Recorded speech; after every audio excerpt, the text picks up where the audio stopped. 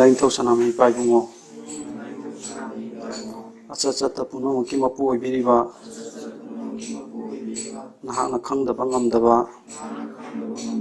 Udaba Amata Letido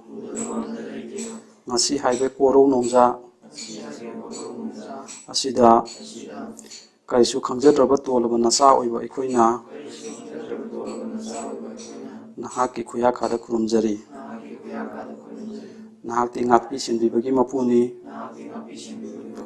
Nasa Oiba Ikoina Lankiba Langjakiba Kaya Lerabasu Apang Banasani Kandunu Ngakpiyo Nasa Oiba Ikoina Tunglam Chatkidamata Tauzaruba Hunazaruba Kudingda Thona Pangal Hapiduna Apaya Pabata Ohen Biu Haina Kurumjari Koina Masibauda Satar Kiwa Koyakai Pungsiki Saru Amoina Mamangda Koya Patopagi Sarupsi Kogi Ipitarani Pal Ipitarani Pal Sigi Saru Amoina Kogi Koksam Laimeche Kok Pawakoi Haujakre Ko Mamangda Adui Makasa Taba Saruksi Siji Tamdi Mamangda Mayamna Koida Tuina Hangba Wahang Kra Aduki Mayamna Samam Navalay Madu Kitang Akoing Tang Madutang Kangminasi Koina Hangapayawe Koida Lainthau Sanamahi Si Mahaki Mapuk Nomis Kai Numitano Akoina Imoino Imabu Tongi Togam Makoina Sai Kudingi Pangtopa Gumdana Akoigi Lainthau Sanama Ipa Ipungu Visu Mahaki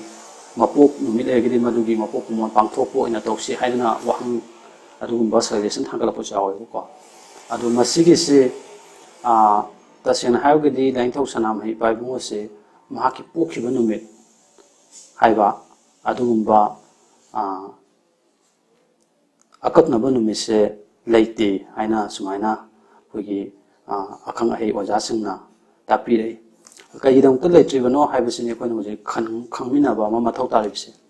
Kaino Hakanda Lainthau Sanami Paibumoje Sibanaiti Adu Poposunaiti Adu Mamanga Koina Tamjaki Matamda Akoina Lainthau Sanama Paibumoje Kanano Hagadi Ipunguina Apopa Mahaki Sayone Ko Sayon Langondo Mamanga Tamjakrabani Adu Ipung Loinaba Apopas Ama Haigasu Kangai Koina Haiba Ipung Loinaba Apopa Asigi Yetangba Sakai Degi Yetangba Sakai Haiba Wahidi Haksang Sazna Haksang Mushe Kai the Kaidokiba Hadi Yetangba Sarukagi Semkiban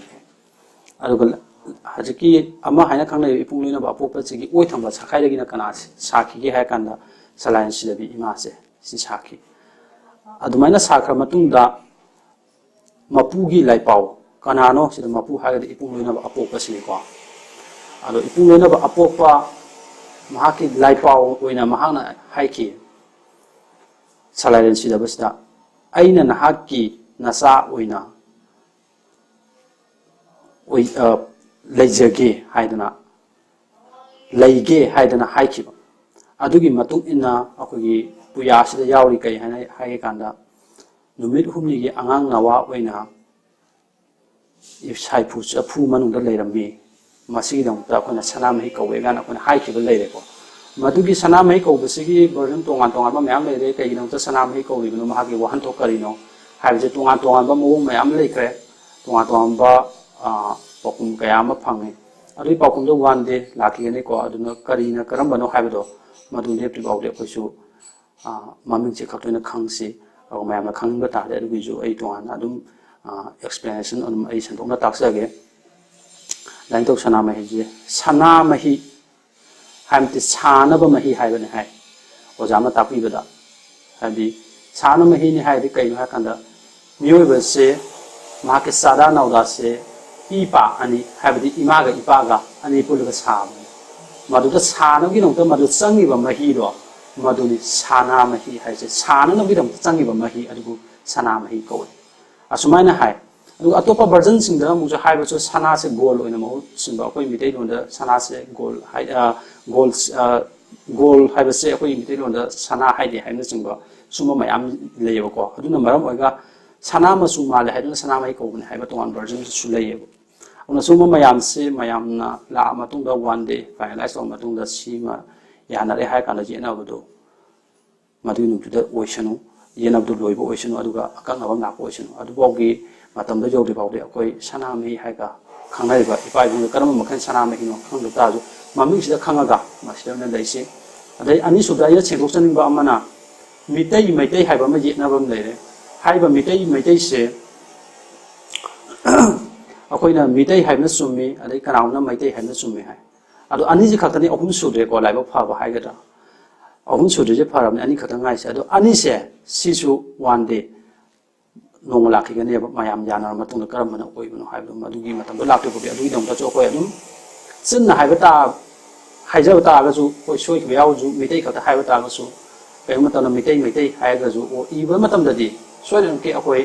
Meitei slash ꯑꯃ ꯄꯤꯔꯒ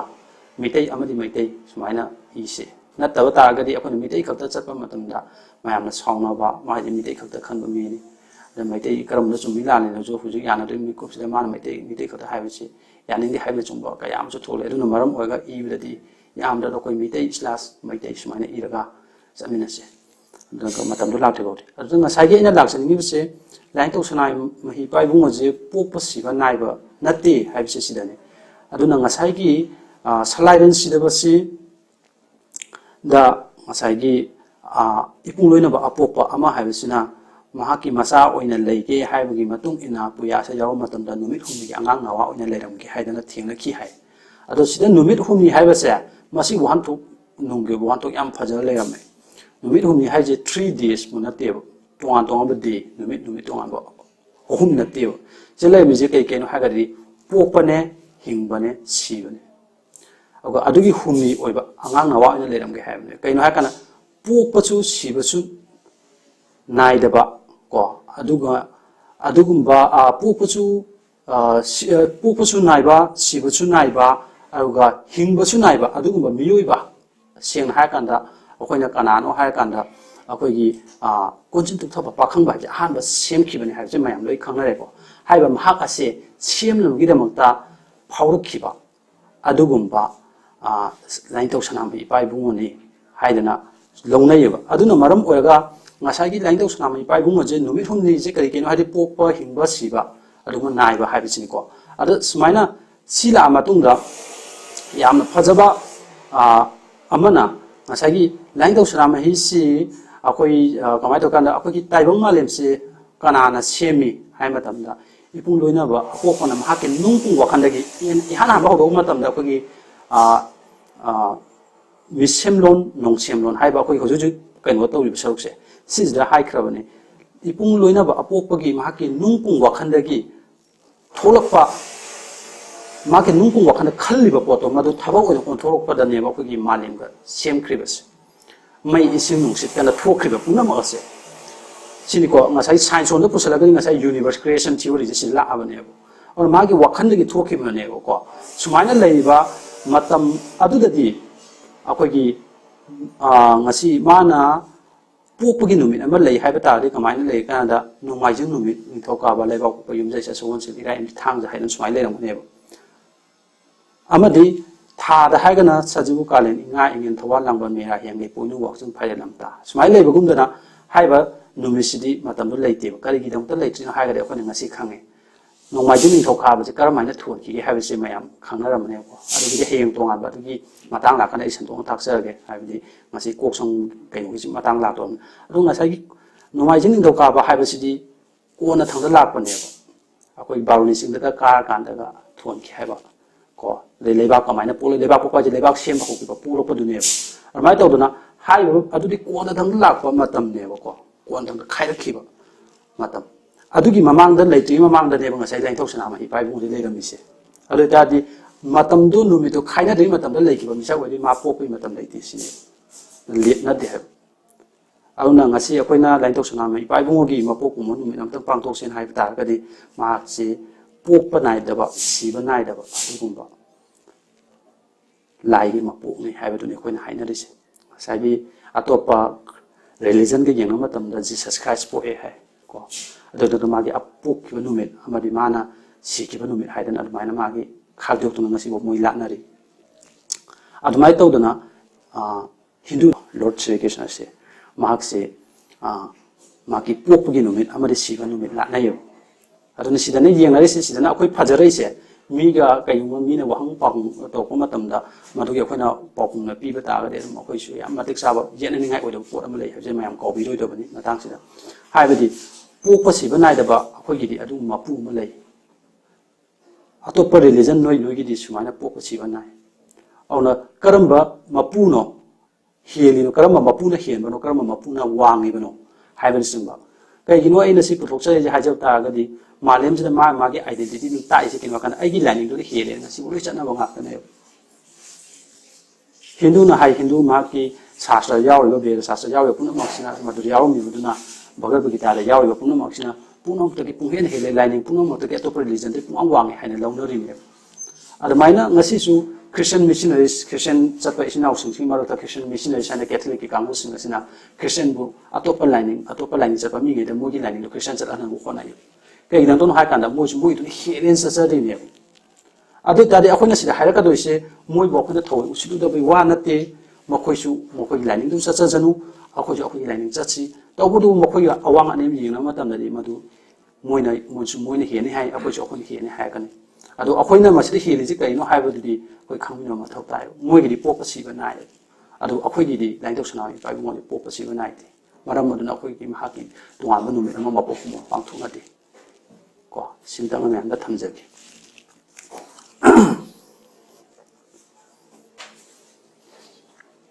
ꯑꯗꯒꯤ ꯃꯃꯥꯡꯗ ꯑꯩꯈꯣꯏꯅ ꯂꯥꯏꯅꯤꯡꯊꯧ ꯁꯅꯥꯃꯍꯤ ꯏꯄꯥ ꯏꯕꯨꯡꯉꯣꯁꯤ ꯃꯍꯥꯛꯀꯤ ꯃꯊꯧꯗꯥꯡꯁꯦ ꯀꯔꯤꯅꯣ ꯍꯥꯏꯕꯁꯦ ꯃꯌꯥꯝꯗ ꯑꯩ ꯊꯝꯖꯈ꯭ꯔꯦ ꯃꯍꯥꯛꯀꯤ ꯃꯊꯧꯗꯥꯡꯁꯦ ꯀꯩꯅꯣ ꯍꯥꯏꯔꯒꯗꯤ ꯃꯤꯑꯣꯏꯕ ꯍꯥꯏꯕꯁꯦ ꯁꯦꯝꯕꯗꯨꯅꯦ ꯃꯤꯑꯣꯏꯕꯁꯦ ꯀꯃꯥꯏꯅ ꯁꯦꯝꯃꯀꯥꯟꯗ ꯃꯤꯠ ꯅꯍꯥꯗ ꯌꯦꯡꯉꯒ ꯁꯦꯝꯕꯅꯤ ꯍꯥꯏꯕ ꯑꯃ ꯑꯩꯈꯣꯏꯒꯤ ꯄꯨꯌꯥꯁꯤꯗ ꯍꯥꯏꯔꯝꯕꯗꯤ ꯑꯗꯨꯃꯥꯏꯅ ꯉꯁꯤꯐꯥꯎ ꯊꯥꯖꯅꯔꯤ ꯐꯔꯦ ꯃꯗꯨꯅ ꯑꯆꯨꯝꯕ ꯑꯣꯏꯔꯁꯅꯨ ꯃꯗꯨꯗ ꯍꯥꯏꯔꯨꯕꯒꯤ ꯃꯇꯨꯡ ꯏꯟꯅ ꯃꯤꯠ ꯅꯍꯥꯗ ꯌꯦꯡꯉꯒ ꯁꯦꯝꯈꯤꯕ ꯏꯍꯥꯟ ꯍꯥꯟꯕ ꯃꯤꯑꯣꯏꯕꯁꯦ ꯀꯅꯥꯅꯣ ꯍꯥꯏꯔꯒꯗꯤ ꯄꯥꯈꯪꯕ ꯀꯅꯥꯕꯨ ꯀꯔꯝꯕ ꯄꯥꯈꯪꯕ ꯍꯥꯏꯔꯗꯤ ꯑꯩꯈꯣꯏꯅ ꯀꯣꯟꯖꯤꯟ ꯇꯨꯛꯊꯕ ꯏꯕꯨꯙꯧ ꯄꯥꯈꯪꯕꯁꯤꯅꯤ ꯍꯥꯏ ꯑꯗꯩ ꯀꯣꯟꯖꯤꯟ ꯇꯨꯛꯊꯕ ꯏꯕꯨꯙꯧ ꯄꯥꯈꯪꯕꯁꯦ ꯁꯦꯝꯈ꯭ꯔ ꯃꯇꯨꯡꯗꯅꯤ ꯀꯅꯥ ꯁꯦꯝꯃꯛꯀꯦ ꯍꯥꯏ ꯀꯥꯟꯗ ꯑꯩꯈꯣꯏꯒꯤ ꯂꯥꯏꯂꯨꯛ ꯇꯔꯦꯠ ꯀꯣ ꯂꯥꯏꯂꯨꯛ ꯇꯔꯦꯠꯁꯤꯡ ꯑꯩ ꯃꯃꯥꯡꯗ ꯃꯃꯤꯡ ꯄꯥꯊꯣꯛꯈ꯭ꯔꯕꯅꯤ ꯑꯗꯨꯒꯤ ꯂꯥꯏꯂꯨꯛ ꯇꯔꯦꯠꯇꯣ ꯑꯃꯨꯛꯇꯪ ꯄꯥꯊꯣꯛꯆꯒꯦ ꯑꯩ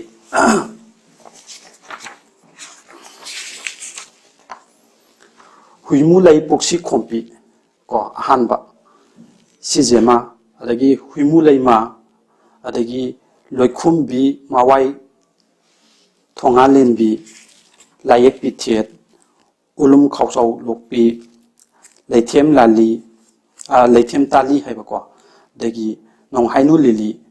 ꯍꯥꯏꯕꯁꯦ ꯃꯁꯤꯒ ꯏꯕꯨꯙꯧ ꯀꯣꯟꯖꯤꯟ ꯇꯨꯛꯊꯕꯁꯤꯒ ꯄꯥꯟꯅꯔꯒ ꯑꯩꯈꯣꯏꯅ ꯀꯅꯥ ꯄꯣꯛꯀꯦ ꯍꯥꯏ ꯀꯥꯟꯗ ꯑꯩꯈꯣꯏꯅ ꯉꯁꯤ ꯂꯩꯔꯤꯕ ꯑꯩꯈꯣꯏꯒꯤ ꯁꯂꯥꯏ ꯍꯥꯏꯅ ꯈꯪꯅꯔꯤꯕ ꯃꯉꯥꯡ ꯂꯨꯋꯥꯡ ꯈꯨꯃꯟ ꯍꯥꯏꯗꯅ ꯇꯔꯦꯠ ꯂꯩꯔꯤꯕꯁꯦ ꯁꯤꯁꯤꯅꯤ ꯑꯩꯈꯣꯏꯅ ꯉꯁꯤꯐꯥꯎꯗ ꯀꯩꯅꯣ ꯂꯥꯛꯈꯤꯕꯁꯦ ꯑꯗꯨꯅ ꯉꯁꯥꯏꯒꯤ ꯑꯩꯅ ꯁꯤꯗ ꯃꯃꯥꯡꯗ ꯑꯩꯅ खितंग मयामना चममनब लई हाइबसु अई नुमितुदा अई खितंग ताबजु फंगजकी येक सलाई मतांगसिदा अउना ngसाइगी येक तरेत हाइबा मा सलाई तरेत हाइबा मखोइ लोइ खंगेको अदा कनागुम्बा इसिनाउसिना हंगपसु यावग्रे अइंगोनसु अइना मतांग साना सिंगदोकपदि ngमौदे कइनो कना मेसेज ओइन थानाबने अनबाय हंकांदा येक तरेत सलाई तरेत अदुगा येक मपल सुदोब नत्रा अदगी ये सलाई मपन ओरगा येक सु मपन ओइगदोब नत्रा सुमाइना तोंगा तोंगा वहंग मलाएबको लो तोंगा तोंगा वहंग सिसिगी पाउकुंदनि हाइजनिंगिसे येक तले कइदंता येक तरे सुइबनो अदगी सलाई तरे सुइबनो हाइबदो अइ मयामदा अइ पाथोकसगेबको अखोइगी सलाई हाइबसि कइनो हाइगदि सिदा हाइ लाइलुक तरे पानादुना लाइलुक अमममना पोकपा मचानुपा अमबु सलाई हाइबा सलाई हाइना लाइनिथौ सनाम सलाई लेना मिंथोल पिबिखि मखोइ अदुदि कना कनानो हाय कांदा मंगांग लुवांग खुमन अंगोम मोइरांग खांगानबा अमसुंग सलाई लेसांग थेम अदुना ngसाइगी मपन सुइ हाइजना कमाइना सुगे हाय कांदा सितरे निको मायामता पामिनाजि मंगांग लुवांग खुमन अंगोम मोइरांग खांगानबा अमदि सलाई लेसांग ते सुमाइना तरे खतनेबा अदा मपन सुइ हाइजना कमाइ तो कांदा मसि अखोइ क्लियर ओइन समिना हौसि पामाइबा निंथौ लाखर मतुंगदा हाइबदि ꯉꯁꯥꯏꯒꯤ ꯑꯩꯈꯣꯏꯒꯤ ꯏꯌꯥꯟ ꯆꯪꯈ꯭ꯔꯕ ꯃꯇꯨꯡ ꯀꯣ ꯒꯔꯤꯕ ꯅꯤꯋꯥꯁꯥꯏꯁꯦ ꯅꯤꯡꯊꯧꯁꯦ ꯃꯤꯇꯩ ꯅꯤꯡꯊꯧꯗꯤ ꯑꯣꯏꯔꯒ ꯑꯗꯣ ꯏꯌꯥꯟ ꯆꯪꯈꯤꯕ ꯃꯌꯥꯡꯒꯤ ꯃꯤꯌꯥꯟꯆꯥꯒꯤ ꯏꯗ ꯆꯪꯈꯤꯕꯗꯒꯤ ꯑꯗꯨꯒꯨꯝꯕ ꯅꯤꯡꯊꯧ ꯑꯣꯏꯅ ꯄꯥꯟꯈꯤꯕ ꯃꯍꯥꯛꯀꯤ ꯃꯇꯝꯗ ꯉꯁꯥꯏꯒꯤ ꯃꯌꯥꯡꯒꯤꯗꯤ ꯑꯩꯈꯣꯏꯒꯤ ꯁꯂꯥꯏ ꯂꯩꯁꯦ ꯁꯨꯃꯥꯏꯅ ꯇꯧꯅ ꯃꯣꯏꯁꯦ ꯒꯣꯇ꯭ꯔ ꯍꯥꯏꯕ ꯑꯃ ꯂꯩ ꯑꯗꯨꯅ ꯃꯣꯏꯒꯤ ꯒꯣꯇ꯭ꯔꯁꯦ ꯃꯥꯄꯟ ꯁꯨꯏ ꯍꯥꯏꯕ ꯒꯣꯇ꯭ꯔ ꯃꯥꯄꯜꯁꯦ ꯃꯁꯤꯒ ꯑꯩꯈꯣꯏꯒꯤ ꯍꯤꯟꯗꯨ ꯃꯤꯇꯩꯒꯤꯁꯦ ꯃꯨꯊꯠꯄ ꯌꯥꯅꯕꯒꯤꯗꯃꯛꯇ ꯑꯩꯈꯣꯏꯁꯨ ꯃꯥꯄꯟ ꯁꯨꯏꯅ ꯃꯣꯏꯅ ꯊꯝꯕꯤꯔꯝꯕꯅꯤ ꯑꯗꯨꯅ ꯀꯔꯤꯅꯣ ꯃꯥꯄꯟ ꯍꯥꯏꯔꯒꯗꯤ ꯑꯩꯈꯣꯏ ꯃꯤꯇꯩꯗ ꯍꯥꯏꯔꯒꯗꯤ ꯉꯁꯥꯏꯒꯤ ꯃꯉꯥꯡ ꯂꯨꯋꯥꯡ ꯈꯨꯃꯟ ꯑꯉꯣꯝ ꯃꯣꯏꯂꯥꯡ ꯈꯥꯕ ꯍꯥꯏꯕ ꯑꯃ ꯉꯥꯟꯕ ꯍꯥꯏꯕ ꯑꯃ ꯁꯨꯃꯥꯏꯅ ꯊꯣꯛꯑꯝꯃꯦꯕ ꯈꯥ ꯉꯥꯟꯕꯅ ꯍꯧꯖꯤꯛꯇꯤ ꯑꯩꯈꯣꯏ ꯍꯥꯏꯅꯔꯦꯀꯣ ꯈꯥ ꯉꯥꯟꯕ ꯍꯥꯏꯔꯦ ꯑꯗꯨ ꯃꯇꯝꯗꯗꯤ ꯈꯥꯕ ꯉꯥꯟꯕ ꯍꯥꯏꯕ ꯑꯃ ꯁꯨꯃꯥꯏꯅ ꯁꯦꯝꯗꯣꯛꯅꯕ ꯍꯣꯠꯅꯔꯝꯃꯦ ꯑꯩꯈꯣꯏꯒꯤ ꯄꯨꯌꯥꯁꯤꯕꯨ ꯗꯤꯁꯇꯣꯔꯠ ꯇꯧꯕ ꯌꯥꯅꯕꯒꯤꯗꯃꯛꯇ ꯂꯥꯟ ꯂꯝꯖꯤꯡꯕ ꯌꯥꯅꯕꯒꯤꯗꯃꯛꯇ ꯑꯗꯨꯒ ꯑꯃꯗꯅ ꯁꯂꯥꯏ ꯂꯩꯁꯥꯡꯊꯦꯝꯁꯦ ꯁꯂꯥꯏ ꯍꯥꯏꯕ ꯑꯃ ꯂꯩꯁꯥꯡꯊꯦꯝ ꯍꯥꯏꯕ ꯑꯃ ꯑꯗꯒꯤ ꯁꯔꯥꯡꯊꯦꯝ ꯍꯥꯏꯕ ꯑꯃ ꯁꯔꯥꯡ ꯂꯩꯁꯥꯡꯊꯦꯝꯒ ꯍꯥꯏꯅꯩꯗꯅ ꯑꯩꯈꯣꯏꯅ ꯃꯃꯥꯡꯗꯀꯣ ꯈꯪꯗ꯭ꯔꯤ ꯃꯃꯥꯡꯗ ꯑꯗꯨꯅ ꯁꯔꯥꯡꯊꯦꯝ ꯍꯥꯏꯕ ꯑꯃ ꯑꯗꯒꯤ ꯂꯩꯁꯥꯡꯊꯦꯝ ꯍꯥꯏꯕ ꯑꯃ ꯑꯅꯤ ꯊꯣꯛꯅ ꯈꯥꯏꯗꯣꯛꯄꯤꯔꯝꯃꯦꯕ ꯁꯨꯃꯥꯏꯅ ꯇꯧꯗꯅ ꯇꯔꯦꯠꯇꯨꯗꯒꯤ ꯉꯁꯥꯏꯒꯤ ꯑꯃꯈꯛꯇ ꯂꯩꯕ ꯄꯣꯠꯇꯣ ꯃꯣꯏꯅ ꯑꯅꯤ ꯑꯣꯏꯅ ꯄꯥꯕꯗꯒꯤ ꯃꯥꯄꯟ ꯁꯨꯍꯜꯂꯒ ꯃꯣꯏꯒꯤ ꯒꯣꯇ꯭ꯔ ꯍꯤꯟꯗꯨꯒꯤ ꯑꯣꯏꯕ ꯒꯣꯇ꯭ꯔꯁꯤꯒ ꯆꯥꯠꯁꯤꯟꯅꯕ ꯄꯨꯟꯁꯤꯟꯅꯕ ꯍꯣꯠꯅꯈꯤꯕꯗꯒꯤ ꯑꯩꯈꯣꯏ ꯃꯥꯄꯟꯅꯦꯅ ꯁꯨꯃꯥꯏꯅ ꯂꯥꯟꯅ ꯂꯝꯖꯤꯡꯕꯤꯕ ꯀꯌꯥ ꯑꯃ ꯌꯥꯎꯋꯦꯕꯀꯣ ꯑꯗꯨꯒꯤ ꯃꯌꯥꯝꯗꯨꯃ ꯑꯩꯈꯣꯏ ꯉꯁꯤ ꯈꯪꯃꯤꯟꯅꯁꯦ ꯁꯤꯒꯤ ꯈꯨꯗꯣꯡꯆꯥꯕꯅꯤ ꯑꯩꯅ ꯃꯌꯥꯝ ꯄꯤꯅꯤꯡꯉꯤꯁꯦ ꯑꯗꯨꯒ ꯉꯁꯥꯏꯒꯤ ꯁꯂꯥꯏ ꯇꯔꯦꯠꯁꯦ ꯃꯁꯤ ꯁꯦꯝꯈꯤꯕ ꯃꯇꯝꯗ ꯂꯥꯏꯁꯤꯡꯁꯦ ꯀꯔꯝꯕ ꯂꯥꯏꯅ ꯑꯩꯈꯣꯏꯒꯤ ꯁꯥꯈꯤ ꯑꯣꯏꯍꯧꯕ ꯍꯥꯏꯕꯗꯣ ꯋꯤꯠꯅꯦꯁ ꯑꯣꯏꯍꯧꯕꯗꯣ ꯃꯗꯨꯒꯤ ꯃꯇꯥꯡꯗ ꯑꯩꯅ ꯃꯃꯥꯡꯗ ꯂꯥꯏ ꯃꯃꯤꯡ ꯈꯔ ꯄꯟꯖꯈꯤꯕꯗꯣ ꯑꯗꯨꯒꯤ ꯃꯣꯏ ꯃꯁꯤꯡꯗꯣ ꯑꯗꯨꯏꯗꯣ 3 ꯑꯣꯏꯌꯦꯕꯀꯣ ꯑꯗꯨꯏ 3ꯗꯣ ꯀꯅꯥꯅꯣ ꯍꯥꯏꯕꯗꯣ ꯑꯃꯨꯛ ꯈꯪꯃꯤꯟꯅꯁꯦꯕ ꯑꯗꯨꯅ ꯋꯥꯀꯣꯛꯂꯣꯟ ꯄꯨꯌꯥꯒꯤ ꯃꯇꯨꯡ ꯏꯟꯅ ꯑꯩꯈꯣꯏꯅ ꯉꯁꯤ ꯊꯥꯖꯅꯔꯤꯕ ꯄꯨꯌꯥꯁꯤꯅꯤ ꯁꯤ ꯃꯇꯨꯡ ꯏꯟꯅ ꯂꯥꯏꯄꯨꯡꯊꯧ 3ꯀꯤ ꯃꯃꯤꯡꯗꯤ ꯅꯣꯡꯄꯣꯛ ꯆꯤꯡꯈꯩ ꯑꯄꯥꯟꯕ ꯑꯋꯥꯡ ꯀꯧꯕ꯭ꯔꯨ ꯑꯁꯨꯞꯄ ꯊꯥꯡꯖꯤꯡ ꯀꯣꯏꯔꯦꯜ ꯂꯥꯏ ꯑꯩꯈꯣꯏꯅ ꯊꯥꯡꯖꯤꯡꯒ ꯍꯥꯏꯕꯗꯣꯀꯣ ꯑꯗꯩ ꯈꯥꯅ ꯆꯥꯎꯕ ꯋꯥꯡꯄꯨꯔꯦꯟ ꯑꯩꯈꯣꯏꯅ ꯋꯥꯡꯄꯨꯔꯦꯟꯒ ꯍꯥꯏꯅꯕꯗꯣ ꯏꯔꯥꯏ ꯄꯨꯂꯦꯟ ꯄꯨꯂꯤꯡ ꯂꯥꯏ ꯁꯤꯇꯄꯥ ꯑꯗꯒꯤ ꯂꯥꯏꯅꯤꯡꯊꯧ ꯄꯥꯡꯀꯜꯄꯥ ꯑꯗꯒꯤ ꯁꯂꯥꯏꯂꯦꯟ ꯁꯤꯇꯄꯥꯅꯤ ꯃꯣꯏ 3ꯁꯤꯅ ꯃꯁꯤ ꯈꯪꯅ ꯂꯥꯏ ꯄꯨꯝꯅꯃꯛꯁꯦ ꯈꯪꯅ ꯍꯥꯏꯕ ꯑꯩꯈꯣꯏꯒꯤ ꯁꯂꯥꯏ ꯇꯔꯦꯠꯁꯦ ꯂꯩꯈꯤ ꯍꯥꯏꯕꯁꯦ ꯃꯣꯏꯅ ꯃꯇꯝꯗ ꯃꯣꯏꯅ ꯁꯥꯈꯤ ꯑꯣꯏꯈꯤꯕ ꯑꯗꯨꯅ ꯌꯦꯠꯅꯅꯤꯡꯉꯥꯏ ꯂꯩꯇꯕ ꯄꯣꯠꯅꯦ ꯍꯥꯏꯕꯁꯦ ꯑꯩꯈꯣꯏ ꯄꯨꯌꯥꯁꯤꯗ ꯏꯔꯝꯃꯦꯕ ꯑꯗꯨꯕꯨ ꯃꯁꯤ ꯌꯦꯠꯅꯅꯤꯡꯉꯥꯏ ꯑꯣꯏꯕ ꯃꯑꯣꯡꯗ